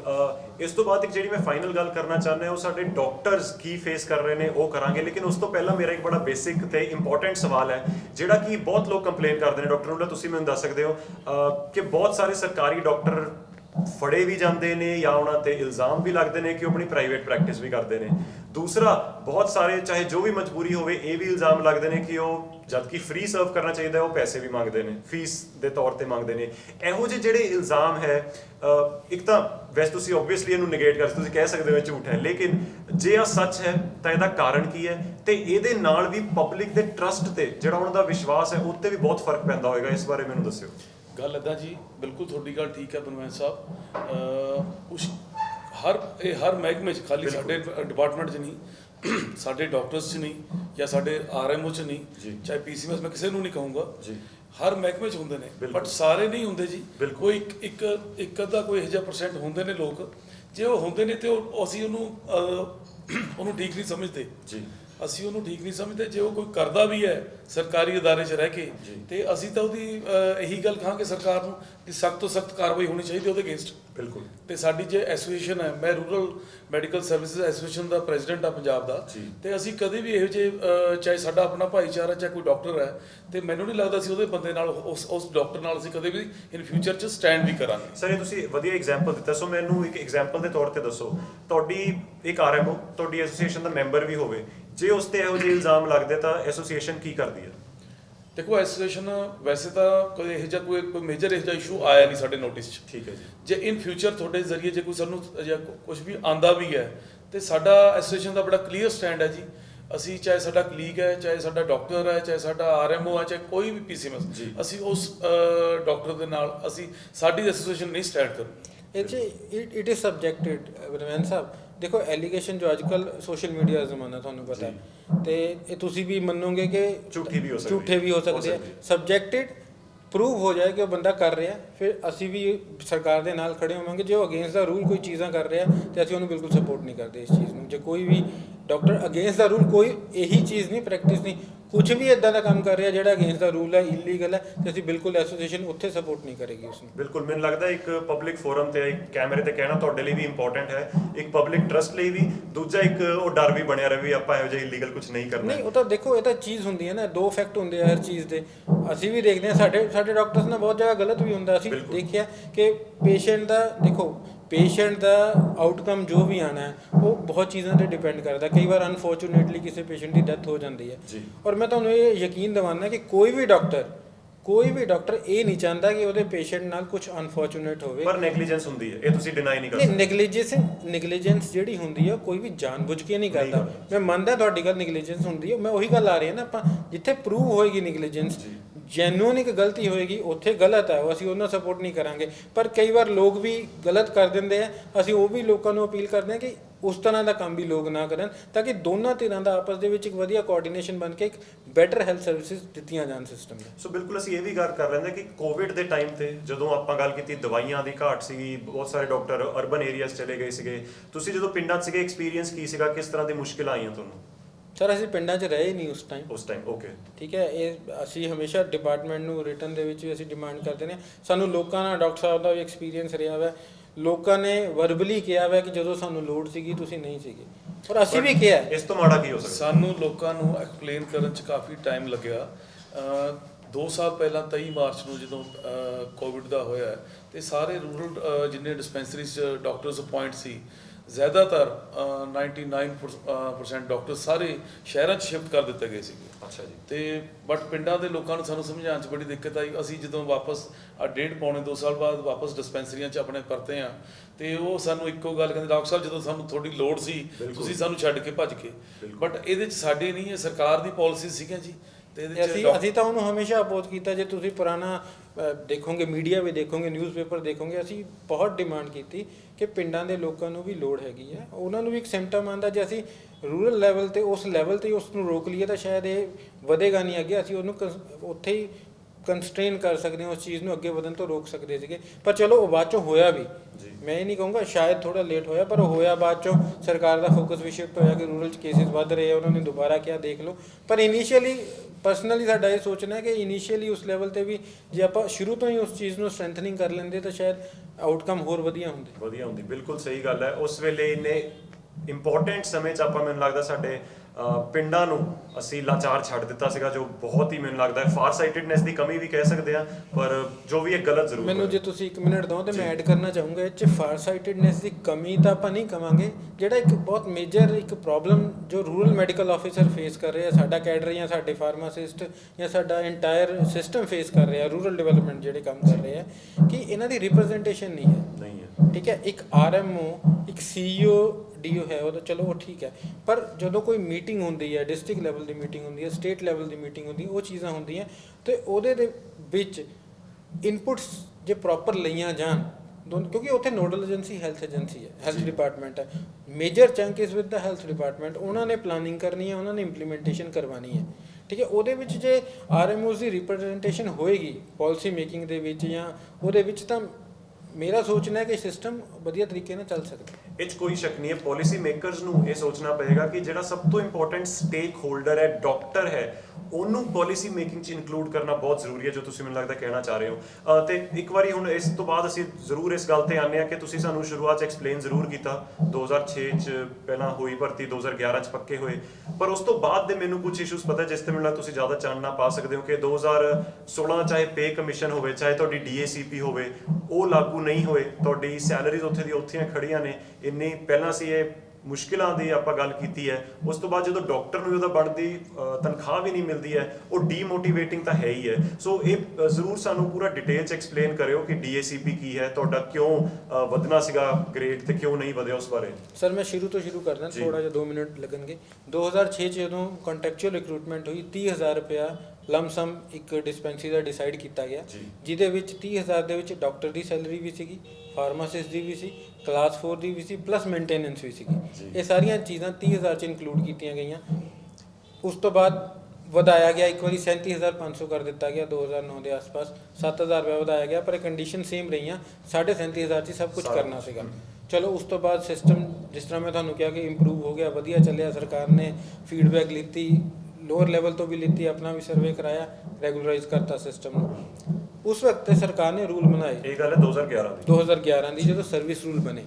ਸਰਵਿਸ ਰੂਲਾਂ ਦੇ ਵਿੱਚ ਸਰਕਾਰ ਨੇ ਅਲਾਉ ਕੀਤਾ ਕਿ ਜਿਹੜੇ ਰੂਰਲ ਮੈਡੀਕਲ ਆਫੀਸਰ ਹੈ ਉਹਨਾਂ ਨੂੰ ਐਟ ਪਾਰ ਜੋ ਹੈਲਥ ਡਿਪਾਰਟਮੈਂਟ ਦੇ ਡਾਕਟਰਸ ਨੂੰ, ਮੈਡੀਕਲ ਆਫੀਸਰ ਨੂੰ ਜੋ ਸਕੇਲ ਮਿਲ ਰਿਹਾ, ਜੋ ਅਲਾਊਂਸਸ ਮਿਲ ਰਹੇ ਆ, ਜੋ ਉਹਨਾਂ ਨੂੰ ਮਿਲ ਰਿਹਾ, ਉਹ ਰੂਰਲ ਮੈਡੀਕਲ ਆਫੀਸਰਾਂ ਨੂੰ ਵੀ ਮਿਲੇਗਾ। ਇਹ ਨੋਟੀਫਾਈ ਹੋ ਗਿਆ, ਗਵਰਨਰ ਦੀ ਨੋਟੀਫਿਕੇਸ਼ਨ ਸਾਈਨ ਹੋ ਗਈ ਗਵਰਨਰ ਸਾਹਿਬ ਦੀ, ਤੇ ਰੂਲ ਨੋਟੀਫਾਈ ਹੋ ਗਏ। ਉਸ ਦੇ ਮੁਤਾਬਕ ਸਾਡੀ ਡਿਮਾਂਡ, ਸਾਡਾ ਜੋ ਸਕੇਲ ਹੈ ਇਨੀਸ਼ੀਅਲ, ਉਹ ਸਟਾਰਟ ਹੋ ਗਿਆ ਉਹਨਾਂ ਦੇ ਬਰਾਬਰ। ਹੁਣ ਜਿਹੜੇ ਮੈਡੀਕਲ ਆਫੀਸਰ ਕੰਮ ਕਰ ਰਹੇ, ਜਿਹੜੀ ਤੁਸੀਂ ਗੱਲ ਕਰ ਰਹੇ ਹੋ DACP, dynamic assured career progression scheme ਹੈ, ਜਿਹਨੂੰ 4 9 14 ਵੀ ਸੌਖੇ ਲਫ਼ਜ਼ਾਂ 'ਚ ਕਹਿ ਦਿੰਦੇ ਆ। ਮਤਲਬ 4 ਸਾਲ 9 ਸਾਲ ਔਰ 14 ਸਾਲ ਤੇ ਇਨਕਰੀਮੈਂਟਸ ਹੁੰਦੇ ਆ, ਸਟੈਪ ਅਪ ਹੁੰਦੇ ਆ। ਉਹਦੇ ਵਿੱਚ ਕੀ ਹੁੰਦਾ ਹੈ ਕਿ ਉਹ ਇੱਕ ਹੁੰਦੀ ਹੈ ACP, ਇੱਕ ਹੁੰਦੀ ਹੈ DACP। ACP ਹਰ ਮੁਲਾਜ਼ਮ ਨੂੰ ਮਿਲਦੀ ਹੈ, ਉਹਦੇ ਵਿੱਚ ਇੱਕ ਐਕਸਟਰਾ ਇਨਕਰੀਮੈਂਟ ਹੁੰਦਾ ਜਿਹੜਾ ਮਿਲਦਾ ਹੈ, ਔਰ DACP ਦੇ ਵਿੱਚ ਇੱਕ ਸਟੈਪ ਅਪ ਹੁੰਦਾ ਜਿਹੜਾ ਤੁਹਾਡਾ ਗ੍ਰੇਡ ਪੇ ਸਟੈਪ ਕਰਕੇ ਨੈਕਸਟ ਲੈਵਲ ਤੇ ਜਾਂਦੀ ਹੈ। ਇਹ DACP ਕ੍ਰੀਏਟ ਕਿਉਂ ਕੀਤੀ ਗਈ? ਇਸ ਕਰਕੇ ਕੀਤੀ ਗਈ ਸੀ ਕਿ ਕੁਝ ਟੈਕਨੀਕਲ ਕੈਡਰ ਸੀਗੇ ਜਿਹੜੇ ਕਿ ਹਾਈਲੀ ਕੁਆਲੀਫਾਈਡ ਮੰਨੇ ਜਾਂਦੇ ਆ, ਪਰ ਉਹਨਾਂ ਨੂੰ ਜਿਹੜਾ ਉਹਨਾਂ ਦਾ ਡਿਪਾਰਟਮੈਂਟ ਸੀਗਾ ਉਹਦੇ ਵਿੱਚ ਉਹਨਾਂ ਨੂੰ ਉਹਨਾਂ ਦੇ ਪ੍ਰੋਮੋਸ਼ਨਲ ਐਵੀਨਿਊਜ਼ ਨਹੀਂ ਸੀਗੇ। ਜਿਸ ਤਰ੍ਹਾਂ ਜੇ ਹੈਲਥ ਦੀ ਵੀ ਗੱਲ ਕਰੀਏ ਤੇ ਡਾਕਟਰਸ ਬੇਸਿਕ ਕੁਆਲੀਫਿਕੇਸ਼ਨ ਨਾਲ ਆਉਂਦੇ ਆ, ਸੇਮ ਕੁਆਲੀਫਿਕੇਸ਼ਨ ਹੁੰਦੀ ਹੈ, ਪਰ ਸਾਰੇ ਸੀਨੀਅਰ ਮੈਡੀਕਲ ਆਫੀਸਰ ਜਾਂ ਸਿਵਲ ਸਰਜਨ ਜਾਂ ਡਾਇਰੈਕਟਰ ਦੇ ਰੈਂਕ ਤੱਕ ਨਹੀਂ ਜਾਂਦੇ, ਪਰ ਕੁਆਲੀਫਿਕੇਸ਼ਨ ਸੇਮ ਹੁੰਦੀ ਹੈ। ਤਾਂ ਉਹਨਾਂ ਨੂੰ ਮੋਟੀਵੇਟ ਕਰਨ ਲਈ ਕਿ ਸਭ ਕੁਝ ਸੇਮ ਹੈ, ਇੱਕ DACP ਦਿੱਤੀ ਗਈ ਸੀਗੀ ਕਿ ਜੇ ਉਧਰ ਨਹੀਂ ਕੰਪਨਸੇਟ ਕਰ ਸਕਦੇ ਤਾਂ ਐਟਲੀਸਟ ਇਸ ਤਰੀਕੇ ਨਾਲ ਕੰਪਨਸੇਟ ਕੀਤਾ ਜਾਵੇ। ਸੇਮ ਇਜ਼ ਵਿਦ ਸਾਡੇ ਨਾਲ ਵੀ ਹੈ ਕਿ ਸਾਡੀ ਵੀ ਕੁਆਲੀਫਿਕੇਸ਼ਨ ਸੇਮ ਹੈ, ਉਹਦੇ ਬੇਸ 'ਤੇ ਹੀ ਸਾਨੂੰ ਸੇਮ ਗ੍ਰੇਡ ਦਿੱਤਾ ਗਿਆ, ਸਾਰਾ ਕੁਝ ਦਿੱਤਾ ਗਿਆ, ਉਹਦੇ ਬੇਸ 'ਤੇ ਹੀ ਰੂਲਾਂ ਦੇ ਵਿੱਚ ਲਿਖਿਆ ਗਿਆ ਕਿ ਇਹਨਾਂ ਨੂੰ ਜੋ ਉਹਨਾਂ ਨੂੰ ਮਿਲ ਰਿਹਾ ਮਿਲੇਗਾ। ਤੇ 2015 ਦੇ ਵਿੱਚ ਸਾਡਾ ਵੀ ਜਿਹੜਾ ਰਿਵਾਈਜ਼ ਹੋ ਕੇ ਗ੍ਰੇਡ ਪੇ 5400 5400 ਰੁਪਇਆ ਹੁੰਦੀ ਸੀ, ਉਹ 6600 ਰੁਪਇਆ ਹੁੰਦੀ ਹੈ, ਉਹ ਹੋਣੀ ਸੀਗੀ।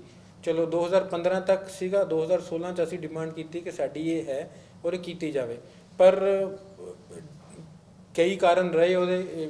ਸਰਕਾਰ ਇਹਦੇ ਬੈਟਰ ਆਨਸਰ ਕਰ ਸਕਦੀ ਹੈ ਕਿਉਂਕਿ ਸਾਨੂੰ ਹਾਲੇ ਤੱਕ ਇਹਦਾ ਕੋਈ ਜਵਾਬ ਨਹੀਂ ਮਿਲਿਆ ਕਿ ਕਿਉਂ ਹੈ। ਅਸੀਂ ਤਾਂ ਆਪਣੀ ਸਟਰਗਲ ਕਰ ਰਹੇ ਹਾਂ, ਡਿਪਾਰਟਮੈਂਟ ਫਾਈਨਾਂਸ ਸਭ ਜਗ੍ਹਾ ਫਾਈਲਾਂ ਚੱਲ ਰਹੀਆਂ, ਮਤਲਬ ਹਾਲੇ ਤੱਕ ਅਸੀਂ ਉਹਦੇ ਲਈ ਸਟਰਗਲ ਕਰ ਰਹੇ ਹਾਂ।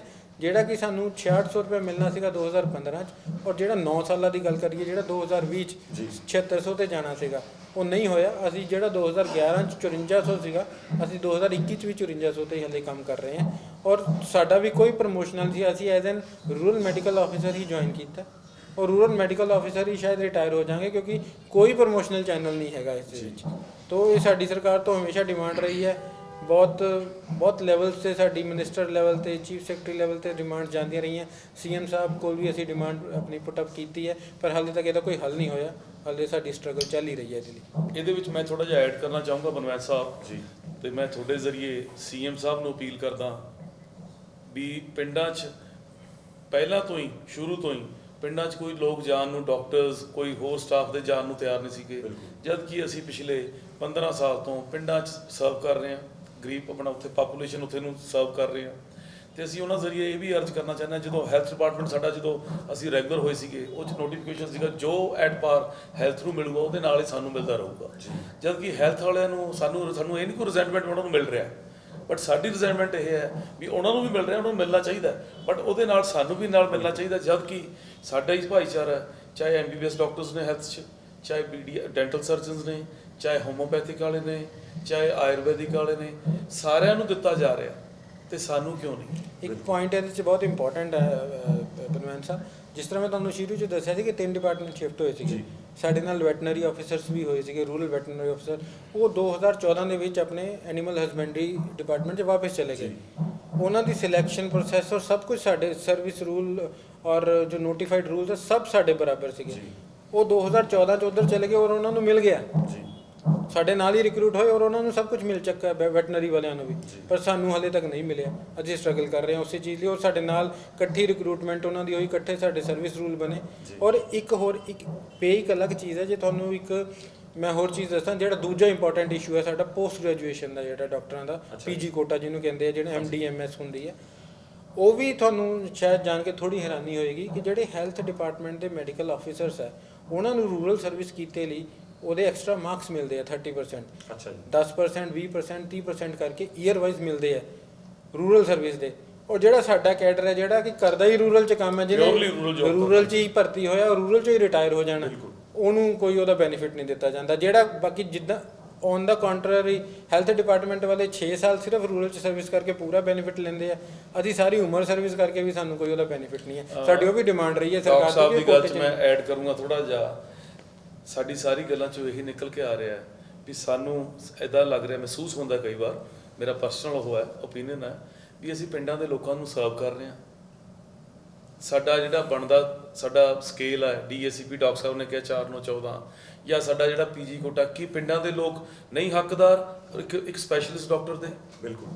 ਪਿੰਡਾਂ ਦੇ ਲੋਕਾਂ ਵੀ ਮੇਰਾ ਮੰਨਣਾ ਹੈ ਪਿੰਡਾਂ ਦੇ ਲੋਕ ਵੀ ਬਰਾਬਰ ਦੇ ਹੱਕਦਾਰ ਨੇ। ਸਪੈਸ਼ਲਿਸਟ ਡਾਕਟਰ ਉਹ ਵੀ ਫੈਸਿਲਿਟੀਜ਼ ਮਿਲਣੀ ਚਾਹੀਦੀ ਹੈ। ਤੇ ਸਾਨੂੰ ਇਦਾਂ ਦਾ ਨਾ ਸਾਡਾ ਸਕੇਲ, ਸਾਨੂੰ ਇਦਾਂ ਮਹਿਸੂਸ ਹੋ ਰਿਹਾ ਵੀ ਸਾਨੂੰ ਸਜ਼ਾ ਦਿੱਤੀ ਜਾ ਰਹੀ ਹੈ ਪਿਛਲੇ 15 ਸਾਲਾਂ ਤੋਂ। ਸਾਡਾ ਉਹੀ ਸਕੇਲ ਰੱਖ ਰਹੇ ਨੇ ਨਾ, ਸਾਨੂੰ ਪੀਜੀ ਕੋਟਾ ਸਾਡੇ ਡਾਕਟਰਸ ਨੂੰ।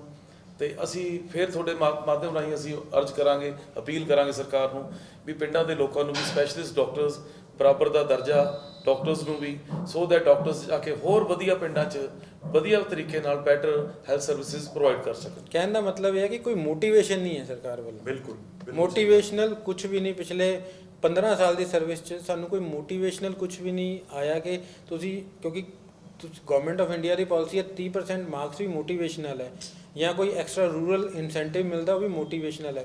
ਚਲੋ ਪੈਸਾ ਤਾਂ ਇੱਕ ਸੈਕੰਡਰੀ ਚੀਜ਼ ਹੈ, ਅਸੀਂ ਕੋਈ ਰੂਰਲ ਅਲਾਊਂਸ ਅਲੱਗ ਤੋਂ ਕੋਈ ਇਨਸੈਂਟਿਵ ਦੀ ਗੱਲ ਨਹੀਂ ਕਰਦੇ, ਪਰ ਜਿਹੜੀ ਚੀਜ਼ ਆਲਰੇਡੀ ਮਿਲ ਰਹੀ ਹੈ ਐਟਲੀਸਟ ਉਹ 'ਚ ਤਾਂ ਸਾਨੂੰ ਇਨਕਲੂਡ ਕੀਤਾ ਜਾਵੇ, ਬੀਇੰਗ ਐਕਸਕਲੂਸਿਵ ਰੂਰਲ ਕੈਡਰ। ਬਰਮੈਨ ਸਾਹਿਬ, ਜਿਵੇਂ ਡਾਕਟਰ ਸਾਹਿਬ ਦੀ ਗੱਲ 'ਚ ਮੈਂ ਇੱਕ ਹੋਰ ਐਡ ਕਰਦਾ, ਇਹ ਤਾਂ ਸਾਡਾ ਬਣਦਾ ਹੱਕ ਸੀਗਾ ਜਿਹੜਾ 4/9/14 ਜਾਂ DACP ਵੀ ਜਿਹੜਾ ਸਾਨੂੰ ਨਹੀਂ ਸਰਕਾਰ ਹਾਲੇ ਤੱਕ ਨਹੀਂ ਮਿਲ ਪਾਇਆ। ਜਦ ਕਿ ਅਸੀਂ ਆਪਣੇ ਨਾਲ ਦੇ ਸੂਬਿਆਂ 'ਚ ਦੇਖੀਏ, ਚਾਹੇ ਹਰਿਆਣਾ ਹੈ, ਚਾਹੇ ਹਿਮਾਚਲ ਹੈ, ਜਾਂ ਕੋਈ ਹੋਰ ਇਸ ਤੋਂ ਬਾਹਰ ਹੈ, ਤੇ ਉੱਥੇ ਤਾਂ ਰੂਰਲ ਇਨਸੈਂਟਿਵ ਵੀ ਐਕਸਟਰਾ ਦਿੱਤਾ ਜਾਂਦਾ।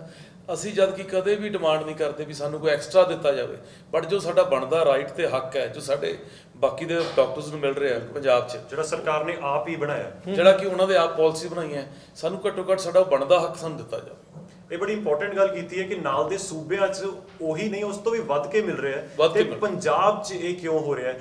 ਮੈਨੂੰ ਲੱਗਦਾ ਹੈ ਇਹ ਸਾਰੀ ਗੱਲ ਦਾ ਇੱਕ ਨਿਚੋੜ ਇਹ ਵੀ ਨਿਕਲ ਰਿਹਾ ਕਿ ਇੱਕ ਤਾਂ ਅਸੀਂ ਸਾਡੀ ਜਿਹੜੀ ਰੂਰਲ ਹੈਲਥ ਹੈ, ਜਿਹੜਾ ਪੇਂਡੂ ਸਵਾਸਥ ਹੈ, ਉਹਨੂੰ ਵੀਕ ਕਰ ਰਹੇ ਹਾਂ। ਦੂਸਰਾ ਜਿਹੜਾ ਸਾਡਾ ਓਵਰਆਲ ਹੈਲਥ ਸਿਸਟਮ ਹੈ, ਅਸੀਂ ਸ਼ਾਇਦ ਇਹ ਸਾਡਾ ਮਨਸੂਬਾ ਹੈ ਕਿ ਅਸੀਂ ਪ੍ਰਾਈਵੇਟ ਨੂੰ ਇਹਦਾ ਬੈਨੀਫਿਟ ਪ੍ਰਮੋਟ ਕਰਨਾ ਚਾਹ ਰਹੇ, ਕਿਉਂਕਿ ਹੋਰ ਤਾਂ ਇਹਦਾ ਕੁਝ ਨਹੀਂ ਦਿਖਦਾ। ਕਿਉਂਕਿ ਦੇਖਿਆ ਜਾਵੇ ਤਾਂ ਪਿੰਡਾਂ ਦੇ ਲੋਕਾਂ ਕੋਲ ਫਿਰ ਰਲਾ ਮਿਲਾ ਕੇ ਇਹੀ ਆਪਸ਼ਨ ਬਚਦੀ ਹੈ ਕਿ ਜਿਹੜੇ 3-4 ਸਾਡੇ ਵੱਡੇ ਸੈਂਟਰ ਨੇ, PGI, CMC, ਰਜਿੰਦਰਾ, ਜਿਹੜੇ ਇਹੋ ਜਿਹੇ ਸੈਂਟਰਸ ਨੇ, ਉਹਨਾਂ ਵੱਲ ਲੋਕੀ ਭੱਜਣ, ਤੇ ਉਹਨਾਂ ਦੇ ਅਸੀਂ ਹਾਲ ਦੇਖੇ ਨੇ। ਹਸਪਤਾਲ ਦੇ ਅੰਦਰ ਛੱਡੋ, ਬਾਹਰ ਵੀ ਪੈਰ ਰੱਖਣ ਦੀ ਥਾਂ ਨਹੀਂ ਹੈ। ਸੋ ਇਹ ਕੁਝ ਗੱਲਾਂ ਮੈਨੂੰ ਲੱਗਦਾ ਹੈ ਜਾਂ ਤਾਂ ਮਨਸੂਬਾ ਉਹੋ ਜਿਹਾ, ਜਾਂ ਫਿਰ ਇੰਨੀ ਇਹ ਇਗਨੋਰ ਕਰ ਰਹੇ ਨੇ, ਇੰਨੀ ਇਹ ਨੈਗਲੀਜੈਂਟ ਹੋ ਗਏ ਨੇ ਵੀ ਜਿਹੜਾ ਕੁਝ ਹੁੰਦਾ ਹੋ ਹੀ ਜਾਵੇ। ਨਹੀਂ ਦੇਖੋ, ਜਿਹੜੀ ਤੁਸੀਂ ਗੱਲ ਕੀਤੀ PGI ਜਾਂ CMC ਜਾਂ ਬੜੇ ਜੋ ਇੰਸਟੀਟਿਊਸ਼ਨਸ ਦੀ ਗੱਲ ਹੋ ਰਹੀ ਹੈ, ਜੇ ਆਪਾਂ ਰੂਰਲ ਹੈਲਥ ਬੇਸ ਹੈ, ਜੋ ਪ੍ਰਾਇਮਰੀ ਹੈਲਥ ਕੇਅਰ ਸਟਰਕਚਰ ਹੈ, ਜੋ ਉਹਨੂੰ ਆਪਾਂ ਬਹੁਤ ਜ਼ਿਆਦਾ ਸਟਰੈਂਥਨਿੰਗ ਕਰ ਦਾਂਗੇ ਤਾਂ ਮੈਨੂੰ ਲੱਗਦਾ ਇਹਨਾਂ ਹਸਪੀਟਲਾਂ ਦਾ ਰਸ਼ ਵੀ ਘਟ ਜਾਏਗਾ, ਵਰਕਲੋਡ ਘਟੂਗਾ ਜੀ। ਕਿਉਂਕਿ ਜੇ ਪੇਸ਼ੈਂਟ ਬਿਲਕੁਲ ਹੀ ਟਰਮੀਨਲ ਸਟੇਜ ਤੇ ਆ ਕੇ ਆਏਗਾ ਤੇ ਉਹਨੂੰ ਟਰਸ਼ਰੀ ਕੇਅਰ ਸੈਂਟਰ 'ਚ ਹੀ ਜਾਣਾ ਪਏਗਾ, ਉਸ ਵੇਲੇ ਉਹਦੀ ਅਸੀਂ ਵੀ ਮਦਦ ਨਹੀਂ ਕਰ ਪਾਵਾਂਗੇ। ਜੇ ਅਸੀਂ ਇਨੀਸ਼ੀਅਲੀ ਹੀ ਕੋਈ ਪੇਸ਼ੈਂਟ ਡਾਇਬਟਿਕ ਹੈ ਜਾਂ ਕੋਈ ਹਾਈਪਰਟੈਂਸਿਵ ਹੈ, ਅਸੀਂ ਪਹਿਲੀ ਵਾਰੀ ਉਹਨੂੰ ਕਰ ਲਾਂਗੇ ਕਿ ਇਹ ਹਾਈਪਰਟੈਂਸਿਵ ਹੈ, ਮੈਡੀਸਨ ਟਾਈਮ ਤੇ ਸਟਾਰਟ ਕਰ ਦਾਂਗੇ, ਉਹਦੀ ਟਾਈਮ ਟੂ ਟਾਈਮ ਮੋਨੀਟਰਿੰਗ ਹੋਏਗੀ ਫॉर ਉਹਦੇ ਡਾਇਬਟਿਕ ਕੰਟਰੋਲਡ ਹੈ ਕਿ ਨਹੀਂ ਹੈ, ਤੇ ਮੇਰੇ ਖਿਆਲ ਨਹੀਂ ਲੱਗਦਾ ਕਿ ਉਹ ਇੰਨੀ ਜ਼ਿਆਦਾ ਟਰਮੀਨਲ ਸਟੇਜ ਤੇ ਜਾਏਗਾ ਕਿ ਉਹਨੂੰ ਟਰਸ਼ਰੀ ਕੇਅਰ ਸੈਂਟਰ ਤੇ ਆਣਾ ਪਏਗਾ। ਤਾਂ ਉਸ ਚੀਜ਼ ਨੂੰ ਸਟਰੈਂਥਨਿੰਗ, ਕਿਉਂਕਿ ਦੇਖੋ ਇਹਦੇ 3 ਆਸਪੈਕਟ ਸੀਗੇ ਜਦੋਂ ਪ੍ਰਾਇਮਰੀ ਹੈਲਥ ਸੀਗੀ, ਪ੍ਰੀਵੈਂਟਿਵ, ਪ੍ਰਮੋਟਿਵ ਔਰ ਕਿਊਰੇਟਿਵ। ਜਿਹੜਾ ਮੇਜਰ ਇਹਦਾ ਹੈ ਪ੍ਰੀਵੈਂਟਿਵ, ਕਿ ਬਿਮਾਰੀ ਦਾ ਇਲਾਜ ਤਾਂ ਚਲੋ ਹੋ ਹੀ ਜਾਏਗਾ, ਪਰ ਬਿਮਾਰੀ ਨੂੰ ਹੋਣ ਤੋਂ ਹੀ ਰੋਕਣਾ, ਜਿਹੜੀ ਕਿ ਇੱਕ ਹੈਲਦੀ ਸੁਸਾਇਟੀ ਦਾ ਇੱਕ ਬਹੁਤ ਅੱਛਾ ਇੰਡੀਕੇਟਰ ਹੁੰਦਾ ਹੈ ਕਿ ਹੈਲਥ ਲੋਕਾਂ ਦੀ ਕਿਸ ਲੈਵਲ ਤੇ ਹੈ। ਜੇ ਉਹਦੀ ਹੈਲਥ ਆਪਾਂ ਉਹਨੂੰ ਡਿਜ਼ੀਜ਼ ਦੇ ਚੱਕਰ 'ਚ ਫਸਣ ਹੀ ਨਹੀਂ ਦੇਵਾਂਗੇ, ਪ੍ਰੀਵੈਂਟਿਵ ਕੇਅਰ ਹੀ ਇੰਨੀ ਵਧੀਆ ਕਰ ਦਾਂਗੇ ਔਰ ਉਹਨੂੰ ਪ੍ਰਮੋਟਿਵ ਕੇਅਰ ਦੇ ਕੇ ਉਹਨੂੰ ਗਾਈਡ ਕਰਕੇ, ਕਿਉਂਕਿ ਦੇਖੋ ਇੱਕ ਡਾਕਟਰ ਦਾ ਜਿਹੜਾ ਪਿੰਡਾਂ 'ਚ ਬੈਠਾ ਹੋਇਆ, ਉਹਦਾ ਇੱਕ ਦਵਾਈ ਦੇਣਾ ਇੱਕ ਕੰਮ ਨਹੀਂ ਹੈ, ਠੀਕ ਹੈ। ਆਪਾਂ ਡਾਕਟਰ ਨੂੰ ਇੱਕ ਨਜ਼ਰ ਨਾਲ ਦੇਖਦੇ ਹਾਂ ਕਿ ਡਾਕਟਰ ਦਾ ਕੰਮ ਹੈ ਦਵਾਈ ਲਿਖਣੀ, ਉਹ ਨਹੀਂ ਹੈ। ਕਿਉਂਕਿ ਇੱਕ ਡਾਕਟਰ ਜੇ ਆਪਾਂ ਲੈ ਕੇ ਚੱਲੀਏ ਇੱਕ ਪਿੰਡ ਦੇ ਵਿੱਚ, ਜੇ ਆਪਾਂ ਲੈ ਕੇ ਚੱਲੀਏ ਵਨ ਆਫ, ਮੈਂ ਇਹ ਨਹੀਂ ਕਹਿੰਦਾ ਹੋਰ ਪੜ੍ਹੇ ਲਿਖੇ ਬਹੁਤ ਹੈ ਸਕੂਲ ਹੈ, ਪਰ ਇੱਕ ਮੰਨਿਆ ਜਾਏਗਾ ਕਿ ਇੱਕ ਸਪੈਸ਼ਲਾਈਜ਼ਡ ਬੰਦਾ ਹੈ ਉਸ ਫੀਲਡ ਦਾ। ਜੇ ਉਹ ਬੰਦਾ ਲੋਕਾਂ ਦੀਆਂ health care needs, population control ਦੀ ਚਾਹੇ ਗੱਲ ਕਰ ਲਈਏ ਆਪਾਂ, ਚਾਹੇ ਹੁਣ ਕਰੰਟ ਕੋਵਿਡ ਦੀ ਗੱਲ ਕਰ ਲਈਏ, ਲੋਕਾਂ ਨੂੰ ਪ੍ਰੋਪਰ ਕੋਵਿਡ ਗਾਈਡਲਾਈਨਸ ਕਿੱਦਾਂ ਫੋਲੋ ਕਰਨੀ ਹੈ, ਉਹਨਾਂ ਦੇ ਕੀ ਹਾਰਮਸ ਹੈ, ਇੱਕ ਡਾਕਟਰ ਵਧੀਆ ਤਰੀਕੇ ਨਾਲ ਦੱਸ ਸਕਦਾ।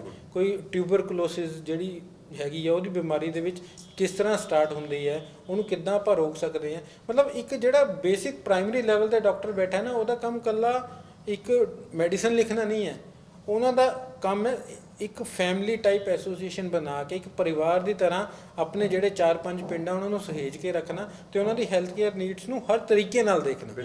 ਨਾ ਕਿ ਸਿਰਫ ਇੱਕ ਦਵਾਈ ਲਿਖਣ ਨਾਲ ਡਾਕਟਰ ਦਾ ਕੰਮ ਖਤਮ ਨਹੀਂ ਹੋ ਜਾਂਦਾ, ਔਰ ਉਹ ਸਾਡੇ ਕਰ ਰਹੇ ਆ ਡਾਕਟਰ। ਔਰ ਅਸੀਂ ਚਾਹੁੰਦੇ ਹਾਂ ਕਿ ਜੇ ਸਰਕਾਰ ਸਾਨੂੰ ਸਪੋਰਟ ਕਰੇਗੀ ਤੇ ਅਸੀਂ ਹੋਰ ਵਧੀਆ ਤਰੀਕੇ ਨਾਲ ਕੰਮ ਕਰੀਏ, ਅਸੀਂ ਸਾਡਾ ਦਿਲ ਲੈ ਕੇ ਕਰੀਏ, ਸਰਕਾਰ ਦੀ ਸਪੋਰਟ ਰਿਕੁਆਇਰਡ ਹੈ। ਬਿਲਕੁਲ, ਮੈਨੂੰ ਲੱਗਦਾ ਇਹ ਗੱਲਬਾਤ ਸਾਡੀ ਬੜੇ ਅੱਛੇ ਤਰੀਕੇ ਨਾਲ ਸਮੱਸਿਆਵਾਂ ਤੋਂ ਕੀ ਹੱਲ ਹੋ ਸਕਦੇ ਨੇ ਤੇ ਬਾਕੀ ਸੂਬਿਆਂ 'ਚ ਹੋ ਵੀ ਰਿਹਾ, ਉਹਦੇ ਵੱਲ ਵਧੀਆ ਪ੍ਰੋਗਰੈਸ ਕੀਤੀ ਹੈ। ਇੱਕ ਆਖਰ 'ਚ ਮੈਂ ਇਹ ਗੱਲ ਜ਼ਰੂਰ ਤੁਹਾਨੂੰ ਪੁੱਛਣਾ ਚਾਹੁੰਦਾ ਕਿ ਤੁਹਾਡੇ ਜਿਵੇਂ ਫੈਡਰੇਸ਼ਨ ਹੈ, ਜੋ ਇਹ ਬਾਡੀਜ਼ ਹੁੰਦੀਆਂ ਨੇ, ਇਹ ਕਿੰਨੀਆਂ ਕੁ ਜ਼ਰੂਰੀ ਨੇ ਤੇ ਹੁਣ ਤੱਕ ਤੁਸੀਂ ਉਹਦੇ 'ਚ ਕੀ ਰੋਲ ਅਦਾ ਕੀਤਾ? ਤੁਹਾਡੇ ਸੰਘਰਸ਼ ਬਾਰੇ ਸਾਨੂੰ ਥੋੜਾ ਦੱਸੋ। 2006 ਚ ਅਸੀਂ 24 ਅਪ੍ਰੈਲ ਨੂੰ ਜੁਆਇਨ ਕੀਤਾ ਸੀਗਾ ਜੀ, ਤੇ ਮੇਰੇ ਖਿਆਲ ਸਾਨੂੰ ਕਹਿਣਾ ਤਾਂ ਨਹੀਂ ਚਾਹੀਦਾ, ਵਧਾਈਆਂ ਮਿਲਣ ਲੱਗ ਗਈਆਂ ਤੇ ਦੂਏ ਤੀਏ ਦਿਨ ਪਤਾ ਲੱਗਿਆ ਵੀ ਕੋਰਟ ਸਟੇ ਹੋ ਗਈ ਜੀ। ਤੇ ਉਸ ਤੋਂ ਬਾਅਦ ਅਸੀਂ ਕੋਰਟ 'ਚੋਂ ਜਾ ਕੇ ਇਹਦੀ ਰਿਕਰੂਟਮੈਂਟ ਆਪਣੀ ਕਰਾ ਕੇ ਲੈ ਕੇ ਆਏ ਜੀ ਤੇ ਜੁਆਇਨ ਕੀਤਾ। ਤੇ 6 ਤੋਂ ਬਾਅਦ 1186 ਡਿਸਪੈਂਸਰੀਆਂ ਸੀਗੀਆਂ ਜੀ, ਤੇ ਬੜਾ ਵਧੀਆ ਲੋਕਾਂ 'ਚ ਵੀ ਉਤਸ਼ਾਹ ਸੀਗਾ। ਤੇ ਡਾਕਟਰ ਕਿਉਂਕਿ ਪਿੰਡਾਂ 'ਚ 8-9 ਸਾਲ ਬਾਅਦ ਸਰਕਾਰ ਨੇ ਅਪੁਆਇੰਟ ਕੀਤੇ ਸੀਗੇ, ਤੇ ਬੜਾ ਵਧੀਆ ਕੰਮ ਹੋਇਆ। ਤੇ ਉਹਦੇ 'ਚ ਸਰਕਾਰ ਦੀ ਨੀਤੀਆਂ, ਕੁਝ ਮੈਂ ਕਹੂੰਗਾ ਜੀ ਸਰਕਾਰ ਦੀ ਨੀਤੀਆਂ 'ਚ ਥੋੜਾ ਜਿਹਾ ਸੀਗਾ, ਜਿਹਦੇ 'ਚ ਪਿੰਡਾਂ 'ਚ ਕਿਉਂਕਿ ਹਰ ਬੰਦਾ ਕਹਿੰਦਾ ਜੀ ਮੈਂ ਜਿਹੜਾ ਨਵਾਂ ਰਿਕਰੂਟ ਹੋ ਕੇ ਆਉਂਦਾ MBBS ਕਰਕੇ ਆਉਂਦਾ, ਹਰ ਬੱਚਾ ਕਹਿੰਦਾ ਜੀ ਮੈਂ PG ਕਰਾਂ, ਮੈਂ ਜਿਹਨੂੰ ਪੋਸਟ ਗ੍ਰੈਜੂਏਸ਼ਨ ਕਹਿੰਦੇ MD MS। ਤੇ ਸਰਕਾਰ ਦੀ ਨੀਤੀਆਂ ਇਹੋ ਜਿਹੀਆਂ ਹੋਈਆਂ, ਜਦ ਕਿ ਪਿਓਰ ਰੂਰਲ ਜੋਬ ਹੈ ਸਾਡੀ ਸੀ ਜੀ। ਤੇ ਉਹਦੇ 'ਚ ਪਹਿਲਾਂ ਹੁੰਦਾ ਸੀ ਜਿਹੜਾ 4-5 ਸਾਲ ਪਹਿਲਾਂ ਪਿੰਡਾਂ 'ਚ ਕੰਮ ਕਰ ਗਿਆ ਉਹਨੂੰ PG ਕੋਟਾ ਮਿਲ ਜਾਂਦਾ ਸੀ, PG ਦੀ ਸੀਟ ਮਿਲ ਜਾਂਦੀ, ਤੇ ਉਹ ਆਰਾਮ ਨਾਲ ਆਪਣਾ PG ਕਰਨ ਚਲਾ ਜਾਂਦਾ ਸੀਗਾ। ਤੇ ਉਹ ਸਰਕਾਰ ਦੀ ਪਾਲਿਸੀਆਂ ਕੋਈ ਬਾਹਲੀਆਂ ਵਧੀਆ ਨਹੀਂ ਸੀਗੀਆਂ, ਜਿਸ 'ਚੋਂ ਕੁਝ ਡਾਕਟਰਸ ਆਹਿਸਤਾ ਛੱਡਦੇ ਗਏ, ਹੌਲੀ ਪਿੰਡਾਂ 'ਚੋਂ ਛੱਡ ਕੇ ਜਾਂਦੇ ਰਹੇ। ਤੇ ਨਾ ਹੀ ਸਰਕਾਰ ਨੇ ਧਿਆਨ ਦਿੱਤਾ ਵੀ ਪਿੰਡਾਂ 'ਚੋਂ ਡਾਕਟਰ ਛੱਡ ਕੇ ਜਾ ਰਹੇ ਨੇ ਤੇ ਵਾਪਸ ਕਿਵੇਂ ਲੈ ਕੇ ਆਉਣੇ ਨੇ, ਪਿੰਡਾਂ ਦੇ ਲੋਕਾਂ ਨੂੰ ਕਿਵੇਂ ਸਿਹਤ ਸਹੂਲਤਾਂ ਦੇਣੀਆਂ ਨੇ। ਔਨ ਐਂਡ ਐਵਰੇਜ ਬਨਵੈਂਸ ਸਾਹਿਬ 12000 ਪਿੰਡ ਹੈ ਜੀ ਪਿੰਡਾਂ 'ਚ, ਜੇ ਅਸੀਂ ਐਵਰੇਜ ਲਾਈਏ 10 ਪਿੰਡਾਂ ਮਗਰੋਂ ਇੱਕ ਡਿਸਪੈਂਸਰੀ ਹੈ ਜੀ, ਇੱਕ ਜਿਹਨੂੰ ਆਪਾਂ ਕਹਿੰਦੇ ਆ ਕੁਆਲੀਫਾਈਡ ਡਾਕਟਰ MBBS ਡਾਕਟਰ ਹੈ ਜੀ। ਤੇ ਸਰਕਾਰ, ਮੈਂ ਹੁਣ ਵੀ ਕਹੂੰਗਾ ਜੀ ਤੁਹਾਡੇ ਜ਼ਰੀਏ, ਤੁਹਾਡੇ ਮਾਧਿਅਮ ਜ਼ਰੀਏ ਵੀ ਹੁਣ ਵੀ ਹਾਲੇ ਕੁਝ ਨਹੀਂ ਹੋਇਆ। ਪਿੰਡਾਂ ਦੇ ਲੋਕਾਂ ਦਾ ਬਰਾਬਰ ਦਾ ਹੱਕ ਹੈ, ਉਹਨਾਂ ਦਾ ਵੀ ਰਾਈਟ ਹੈ, ਉਹ ਵੀ ਉਹਨਾਂ ਨੂੰ ਵੀ MBBS doctor, qualified doctor, specialist doctor ਜੀ, ਠੀਕ ਹੈ ਜੀ। ਇਹੀ ਸਾਡੇ ਡਾਕਟਰਸ ਹੁਣ ਵੀ ਤਿਆਰ ਹੈ, ਉਹਨਾਂ ਨੂੰ PG ਵਾਸਤੇ ਭੇਜਿਆ ਜਾਵੇ, ਟ੍ਰੇਨਿੰਗ ਵਾਸਤੇ ਭੇਜਿਆ ਜਾਵੇ, ਡਾਕਟਰਸ ਇੱਥੇ ਹੋਰ ਪ੍ਰਮੋਟ ਕੀਤੇ ਜਾਣ, ਹੋਰ ਡਾਕਟਰਸ ਇੱਥੇ ਰੱਖੇ ਜਾਣ। ਜਿਹੜੇ ਸਾਡੇ ਸਟਾਫ ਹੈ ਜੀ, ਸਾਡੇ ਰੂਰਲ ਫਾਰਮੇਸੀ ਆਫਿਸਰਸ, ਠੀਕ ਹੈ ਜੀ। ਕਈ ਡਿਸਪੈਂਸਰੀਜ਼ ਇੱਦਾਂ ਦਾ ਵੀ ਹੈਗਾ, ਡਾਕਟਰ ਇਕੱਲਾ ਬੈਠਾ ਜੀ ਬਿਨਾਂ ਫਾਰਮਾਸਿਸਟ ਤੋਂ, ਬਿਨਾਂ ਕਲਾਸ 4 ਤੋਂ, ਠੀਕ ਹੈ ਜੀ, ਬਿਨਾਂ ਮੈਡੀਸਨ ਤੋਂ। ਤੇ ਦੇਖੋ ਸਾਨੂੰ ਇਹਦੇ ਨਾਲ ਅਸੀਂ ਵੀ ਡੀਮੋਟਿਵ ਹੁੰਦੇ ਹਾਂ ਥੋੜਾ ਜਿਹਾ। ਬਿਲਕੁਲ। ਤੇ ਇਹ ਪਿਛਲੇ 7-8 ਸਾਲ ਤੋਂ ਤੇ ਇਹ ਕੰਮ ਦੀ ਘਾਟ ਆਈ ਹੈ ਜੀ। ਤੇ ਹੁਣ ਵੀ ਪਿੰਡਾਂ ਦੇ ਲੋਕਾਂ ਕਿੰਨੀ ਧਿਆਨ ਦਿੱਤਾ ਜਾਵੇ ਸਰਕਾਰ ਨੂੰ, ਤੇ ਸੋ ਦੈਟ ਇਹ ਬੜੇ ਵਧੀਆ ਸਮੂਥਲੀ, ਅਸੀਂ ਡਾਕਟਰ ਸਾਹਿਬ ਨੇ ਕਿਹਾ ਸੀ ਕੰਮ ਕਰਨ ਨੂੰ, ਪਹਿਲਾਂ ਵੀ ਤਿਆਰ ਸੀ, ਅੱਜ ਵੀ ਤਿਆਰ ਹੈ, ਇਨ ਫਿਊਚਰ ਹੋਰ ਵਧੀਆ ਤਰੀਕੇ ਨਾਲ ਅਸੀਂ ਸਰਵਿਸਿਜ਼ ਪ੍ਰੋਵਾਈਡ ਕਰਕੇ ਦਾਂਗੇ ਜੀ। ਬਾਕੀ ਜਿਹੜੀ ਬਨਵੰਤ ਸਾਹਿਬ ਤੁਸੀਂ ਗੱਲ ਕੀਤੀ ਫੈਡਰੇਸ਼ਨ ਦੀ, ਇਹ ਬੜੀ ਸਟਰਗਲ ਭਰਿਆ ਰਿਹਾ ਜਰਨੀ। ਜਿਸ ਤਰ੍ਹਾਂ ਸਟਾਰਟ ਹੀ ਸਟਰਗਲ ਤੋਂ ਹੋਇਆ ਸੀਗਾ, ਉਸ ਤੋਂ ਬਾਅਦ ਸਟਰਗਲਸ ਚੱਲੀਆਂ, ਠੀਕ ਹੈ। ਰੈਗੂਲਰ ਕਰਾਉਣਾ ਇੱਕ ਆਪਣੇ ਆਪ ਦੇ ਵਿੱਚ, ਕੈਡਰ ਨੂੰ ਰੈਗੂਲਰ ਹੋਣਾ, ਜੌਬ ਸਿਕਿਉਰਿਟੀ। ਦੇਖੋ ਜੌਬ ਸਿਕਿਉਰਿਟੀ ਬਹੁਤ ਇੰਪੋਰਟੈਂਟ ਹੁੰਦੀ ਹੈ ਕਿਸੇ ਵੀ ਲਈ। ਜੇ ਨਹੀਂ ਦਿੰਦੇ ਜੌਬ ਸਿਕਿਉਰਿਟੀ ਤਾਂ ਇੱਕ MBBS ਡਾਕਟਰ ਸ਼ਾਇਦ ਨਹੀਂ ਰੁਕਦਾ ਇਸ ਲੈਵਲ 'ਤੇ, ਜਿੰਨੇ ਹੁਣ ਜੇ 550 ਡਾਕਟਰ ਵੀ ਅੱਜ ਦੀ ਤਰੀਕ 'ਚ ਰੁਕਿਆ। ਜੇ ਸਰਕਾਰ ਰਿਕਰੂਟਮੈਂਟ ਕਰਦੀ ਤਾਂ ਸ਼ਾਇਦ 1183 ਦੇ 1183 ਹੁੰਦੇ, ਪਰ ਚਲੋ ਉਹ ਅਲੱਗ ਇਸ਼ੂ ਹੈ ਇੱਕ। ਜੇ 550 ਡਾਕਟਰ ਵੀ ਅੱਜ ਇੱਥੇ ਕੰਮ ਕਰ ਰਿਹਾ, ਸਿਰਫ ਇਸ ਕਰਕੇ ਕੰਮ ਕਰ ਰਿਹਾ ਕਿ ਇਹਨਾਂ ਨੂੰ ਜੌਬ ਸਿਕਿਉਰਿਟੀ ਹੈ ਤਾਂ ਹੀ ਕਰ ਰਿਹਾ। ਜੇ ਨਾ ਦਿੰਦੀ ਸਰਕਾਰ, ਉਹਦੇ ਲਈ ਫੈਡਰੇਸ਼ਨ ਨੂੰ ਬਹੁਤ ਸਟਰਗਲ ਕਰਨੀ ਪਈ, ਬਹੁਤ ਲੈਵਲ ਦੇ ਐਜੀਟੇਸ਼ਨਸ ਕੀਤੇ ਵੀ। ਸਾਡੀ ਐਸੋਸੀਏਸ਼ਨ ਜਾਂ ਫੈਡਰੇਸ਼ਨ ਨੇ ਹਮੇਸ਼ਾ ਉਹਨਾਂ ਨੀਤੀਆਂ ਨੂੰ ਅਪੋਜ਼ ਕੀਤਾ ਜਿਨ੍ਹਾਂ ਦਾ ਮੈਡੀਕਲ ਫਰਟਰਨਿਟੀ 'ਤੇ ਔਰ ਰੂਰਲ ਹੈਲਥ 'ਤੇ ਗਲਤ ਇੰਪੈਕਟ ਆਉਂਦਾ ਸੀਗਾ, ਜੋ ਸਾਨੂੰ ਲੱਗਦਾ ਸੀਗਾ ਕਿ ਇਹ ਮੈਡੀਕਲ ਫਰਟਰਨਿਟੀ ਦਾ ਵੀ ਨੁਕਸਾਨ ਹੈ ਔਰ ਰੂਰਲ ਹੈਲਥ ਦਾ ਵੀ ਨੁਕਸਾਨ ਹੈ। ਜੇ ਤੁਹਾਨੂੰ ਯਾਦ ਹੋਏ ਤਾਂ ਪੁਰਾਣੀ ਗਵਰਨਮੈਂਟ ਵੇਲੇ ਗਵਰਨਮੈਂਟ ਨੇ ਪਾਲਿਸੀ ਕੀਤੀ ਸੀਗੀ ਰਿਕਰੂਟਮੈਂਟ, ਜਿਹੜੀ ਰਿਟਾਇਰਡ ਹੋ ਗਏ ਜਿਹੜੇ ਡਾਕਟਰਸ, ਉਹਨਾਂ ਨੂੰ ਰੀਇੰਪਲੋਈ ਕਰਨ ਦੀ। ਅਸੀਂ ਉਸ ਚੀਜ਼ ਨੂੰ ਬਹੁਤ ਚੰਗੇ ਤਰੀਕੇ ਨਾਲ ਅਪੋਜ਼ ਕੀਤਾ ਸੀ ਔਰ ਉਹ ਰੁਕੀ ਸੀਗੀ। ਉਹਦੇ ਵੀ ਸਰਕਾਰ ਕੀ ਕਰ ਰਹੀ ਸੀ, ਜਿਹੜਾ 1.25 ਲੱਖ ਰੁਪਏ ਪੈਨਸ਼ਨ ਵੀ ਲੈ ਰਿਹਾ, ਉਹਨੂੰ 60,000 ਤੇ ਦੁਬਾਰਾ ਇੰਪਲੋਈ ਕਰ ਰਹੀ ਸੀ। ਅਸੀਂ ਉਹਨੂੰ ਬੜੇ ਤਕੜੇ ਤਰੀਕੇ ਨਾਲ ਉਸ ਚੀਜ਼ ਨੂੰ ਅਪੋਜ਼ ਕੀਤਾ ਕਿ ਇੱਕ ਯੰਗ ਬੰਦਾ ਜੇ 60,000 ਤੇ ਨੌਕਰੀ ਕਰਨ ਨੂੰ ਤਿਆਰ ਹੈ, ਤੁਸੀਂ ਇੱਕ ਰਿਟਾਇਰਡ ਬੰਦੇ ਨੂੰ ਰੀਇੰਪਲੋਈ ਕਰਕੇ 2 ਲੱਖ ਰੁਪਏ ਕਿਉਂ ਦੇ ਰਹੇ ਹੋ। ਚਲੋ ਸਰਕਾਰ ਨੇ ਉਸ ਗੱਲ ਨੂੰ ਅਸੈਪਟ ਵੀ ਕੀਤਾ, ਉਹ ਰੁਕੀ ਵੀ ਚੀਜ਼, ਔਰ ਨਵੇਂ ਡਾਕਟਰ, ਯੰਗ ਡਾਕਟਰਸ ਨੂੰ ਮਿਲਣਾ ਸ਼ੁਰੂ ਹੋਇਆ।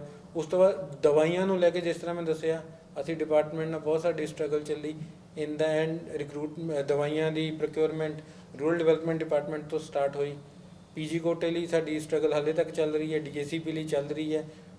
ਇਸ ਸਾਰੇ ਸਿਸਟਮ ਦੇ ਵਿੱਚ ਬਹੁਤ ਵਾਰ ਸਾਨੂੰ ਡਿਪਾਰਟਮੈਂਟ ਵੱਲੋਂ ਚੰਗੀ ਸਪੋਰਟ ਵੀ ਮਿਲੀ। ਇਹ ਨਹੀਂ ਹੈ ਕਿ ਸਾਡਾ ਡਿਪਾਰਟਮੈਂਟ ਸਪੋਰਟ ਨਹੀਂ ਕਰ ਰਿਹਾ, ਮਿਨਿਸਟਰ ਸਾਹਿਬ ਸਾਡੇ ਸਪੋਰਟ ਕਰਦੇ ਹੈ, ਪਰ ਚਲੋ ਹੁਣ ਟੈਕਨੀਕਲ ਇਸ਼ੂਜ਼ ਹੁੰਦੇ ਆ, ਫਾਈਨਾਂਸ ਇਨਵੋਲਵ ਹੁੰਦਾ ਵਾ, ਹੋਰ ਕਈ ਚੀਜ਼ਾਂ ਇਨਵੋਲਵ ਹੁੰਦੀਆਂ, ਪਰ ਸਾਡਾ ਕੰਮ ਸਿਰੇ ਨਹੀਂ ਚੜਿਆ। ਬਿਲਕੁਲ। ਔਰ ਜਦ ਤੱਕ ਸਾਨੂੰ ਕੋਈ ਰਿਜ਼ਲਟ ਨਹੀਂ ਮਿਲਦਾ ਤੇ ਆਪਾਂ ਤਾਂ ਉਸ ਚੀਜ਼ ਨੂੰ ਜ਼ੀਰੋ ਹੀ ਮੰਨਾਂਗੇ। ਤਾਂ ਐਸੋਸੀਏਸ਼ਨ ਤਾਂ ਸ਼ੁਰੂ ਤੋਂ ਸਟਰਗਲ ਕਰਦੀ ਰਹੀ ਹੈ, ਹੁਣ ਵੀ ਕਰ ਰਹੀ ਹੈ, ਔਰ RMOs ਦੇ ਰਾਈਟਸ ਲਈ ਔਰ ਰੂਰਲ ਹੈਲਥ ਲਈ ਹਮੇਸ਼ਾ ਸਟਰਗਲ ਕਰਦੀ ਰਹੇਗੀ ਜਦ ਤੱਕ ਇਹ ਸਿਸਟਮ ਪੂਰੀ ਤਰ੍ਹਾਂ 100% ਐਕੂਰੇਸੀ ਨਾਲ ਵਧੀਆ ਤਰੀਕੇ ਨਾਲ ਲੋਕਾਂ ਨੂੰ ਹੈਲਥ ਸਰਵਿਸਿਜ਼ ਪ੍ਰੋਵਾਈਡ ਕਰਨ ਦੇ ਲਾਇਕ ਨਹੀਂ ਹੋ ਜਾਂਦਾ। ਬਿਲਕੁਲ, ਮੈਨੂੰ ਲੱਗਦਾ ਇਸ ਗੱਲ ਤੇ ਅਸੀਂ ਅੰਤ ਕਰ ਸਕਦੇ ਹਾਂ ਕਿ ਲੜਦੇ ਰਵਾਂਗੇ, ਸੰਘਰਸ਼ ਕਰਦੇ ਰਵਾਂਗੇ ਤੇ ਪੇਂਡੂ ਲੋਕਾਂ ਲਈ, ਸਾਡੇ ਸਵਾਸਥ ਸੇਵਾਵਾਂ ਲਈ ਕਰਦੇ ਰਵਾਂਗੇ। ਇੱਕ ਵਾਰ ਫਿਰ ਬਹੁਤ ਬਹੁਤ ਧੰਨਵਾਦ ਤੁਹਾਡਾ ਡਾਕਟਰ ਜੇਪੀ ਨਰੂਲਾ ਤੇ ਡਾਕਟਰ ਮਲਹੋਤਰਾ ਜੀ, ਬਨਵਾਸ ਸਾਹਿਬ, ਤੁਸੀਂ ਅੱਜ ਆਏ ਤੇ ਅਸੀਂ ਇਸ ਬਾਰੇ ਗੱਲ ਕਰ ਪਾਏ, ਚਾਨਣ ਪਿਆ, ਲੋਕਾਂ ਨੂੰ ਵੀ ਇਸ ਬਾਰੇ ਪਤਾ ਲੱਗਿਆ। ਮੈਨੂੰ ਲੱਗਦਾ ਬਹੁਤ ਜ਼ਰੂਰੀ ਗੱਲ ਸੀ। ਬਨਵਾਸ ਸਾਹਿਬ, ਅਸੀਂ ਆਪਣੇ ਐਸੋਸੀਏਸ਼ਨ ਵੱਲੋਂ, ਆਪਣੀ ਫੈਡਰੇਸ਼ਨ ਵੱਲੋਂ, ਤੁਹਾਡਾ ਰੂਰਲ ਸਰਵਿਸਿਜ਼ ਐਸੋਸੀਏਸ਼ਨ ਵੱਲੋਂ, ਫੈਡਰੇਸ਼ਨ ਵੱਲੋਂ ਅਸੀਂ ਤੁਹਾਡਾ ਤਹਿ ਦਿਲੋਂ ਧੰਨਵਾਦ ਕਰਦੇ ਹਾਂ ਕਿ ਤੁਸੀਂ ਪਿੰਡਾਂ ਦੀ ਲੋਕਾਂ ਦੀ ਆਵਾਜ਼ ਵਾਸਤੇ ਤੁਸੀਂ ਅੱਗੇ ਆਏ ਹੋ ਤੇ ਅੱਗੇ ਵੀ ਇਨ ਫਿਊਚਰ ਵੀ ਇਦਾਂ ਹੀ ਤੁਸੀਂ ਪਿੰਡਾਂ ਦੇ ਲੋਕਾਂ ਦੀ ਆਵਾਜ਼ ਬਣੋਗੇ। ਬਿਲਕੁਲ ਕਰਦੇ ਰਵਾਂਗੇ ਜੀ, ਬਹੁਤ ਧੰਨਵਾਦ। Thank you. ਸੋ ਜਿਵੇਂ ਮੈਂ ਸ਼ੁਰੂਆਤ ਕੀਤੀ ਸੀ ਸ਼ੋਅ ਦੀ, ਪੰਜਾਬ ਦੀਆਂ ਨੀਹਾਂ, ਪੰਜਾਬ ਦੇ ਸਵਾਸਥ ਦੀਆਂ ਨੀਹਾਂ ਉਹਦੇ ਪਿੰਡਾਂ 'ਚ ਹੈ, ਜਿਹਨੂੰ ਅਸੀਂ ਮਜ਼ਬੂਤ ਕਰਨ ਦੀ ਜਗ੍ਹਾ ਹੋਰ ਕਮਜ਼ੋਰ ਕਰਦੇ ਜਾ ਰਹੇ ਹਾਂ। ਜਿਵੇਂ ਕਿ ਅਸੀਂ ਅੱਜ ਵੀ ਗੱਲ ਕੀਤੀ, ਪੋਪੂਲੇਸ਼ਨ ਦੇ ਨਾਲ, ਜਨਸੰਖਿਆ ਦੇ ਨਾਲ ਅਸੀਂ ਡਾਕਟਰ ਤੇ ਡਿਸਪੈਂਸਰੀਆਂ ਵਧਾਉਣ ਦੀ ਜਗ੍ਹਾ ਦੋਨੋਂ ਹੀ ਘਟਾ ਰਹੇ ਹਾਂ। ਉਹਨਾਂ ਡਾਕਟਰਾਂ ਦੀ ਜਗ੍ਹਾ ਨਰਸਾਂ ਨੂੰ ਲੈ ਕੇ ਆ ਰਹੇ ਹਾਂ 6 ਮਹੀਨੇ ਦਾ ਕੋਰਸ ਕਰਾ ਕੇ।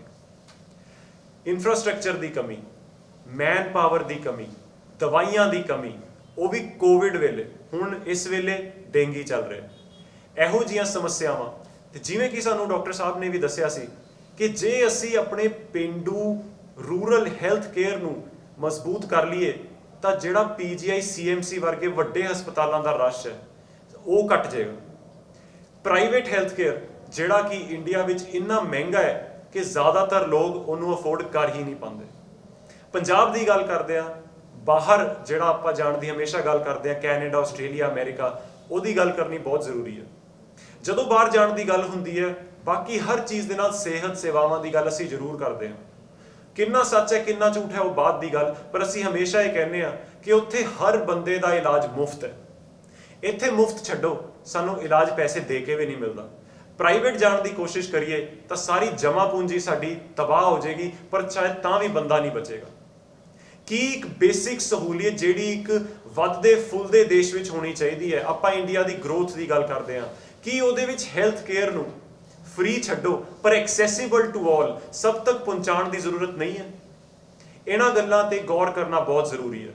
ਅਸੀਂ ਪਹਿਲਾਂ ਵੀ ਇਹ ਜ਼ਿਕਰ ਕੀਤਾ ਸੀਗਾ ਕਿ ਮੁਲਾਜ਼ਮ ਲਹਿਰ ਸਿਰਫ ਮੁਲਾਜ਼ਮ ਦੇ ਹੱਕ ਦੀ ਗੱਲ ਨਹੀਂ ਕਰਦਾ ਹੈ, ਪਰ ਇਹ ਗੱਲ ਕਰਦਾ ਹੈ ਕਿ ਜੇ ਮੁਲਾਜ਼ਮ ਨੂੰ ਉਹਦੇ ਬਣਦੇ ਹੱਕ ਦੇ ਦੇਵੋ ਤਾਂ ਸਾਡੇ ਢਾਂਚੇ, ਸਰਕਾਰੀ ਚਾਹੇ ਪ੍ਰਾਈਵੇਟ, ਸਾਡਾ ਹੈਲਥ ਕੇਅਰ, ਐਜੂਕੇਸ਼ਨ, ਜਿੰਨੇ ਵੀ ਸੈਕਟਰਸ ਨੇ, ਉਹਨਾਂ ਨੂੰ ਅਸੀਂ ਕਿਸ ਤਰ੍ਹਾਂ ਮਜ਼ਬੂਤ ਕਰਕੇ ਦੇਸ਼ ਦੇ ਹਰ ਨਾਗਰਿਕ ਤੱਕ ਉਹ ਸਹੂਲਤਾਂ ਪਹੁੰਚਾ ਸਕਦੇ ਹਾਂ ਜੋ ਉਹਦਾ ਇੱਕ ਬਣਦਾ ਹੱਕ ਹੈ।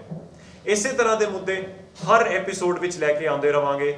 ਇਸ ਵੇਲੇ ਮੈਨੂੰ ਯਾਨੀ ਕਿ ਇਸ਼ਰਤ ਸਿੰਘ ਨੂੰ ਦਿਓ ਇਜਾਜ਼ਤ। ਦੇਖਦੇ ਰਹੋ ਮੁਲਾਜ਼ਮ ਲਹਿਰ ਤੇ ਜੁੜੇ ਰਹੋ ਪੰਜਾਬ ਟੁਡੇ ਦੇ ਨਾਲ।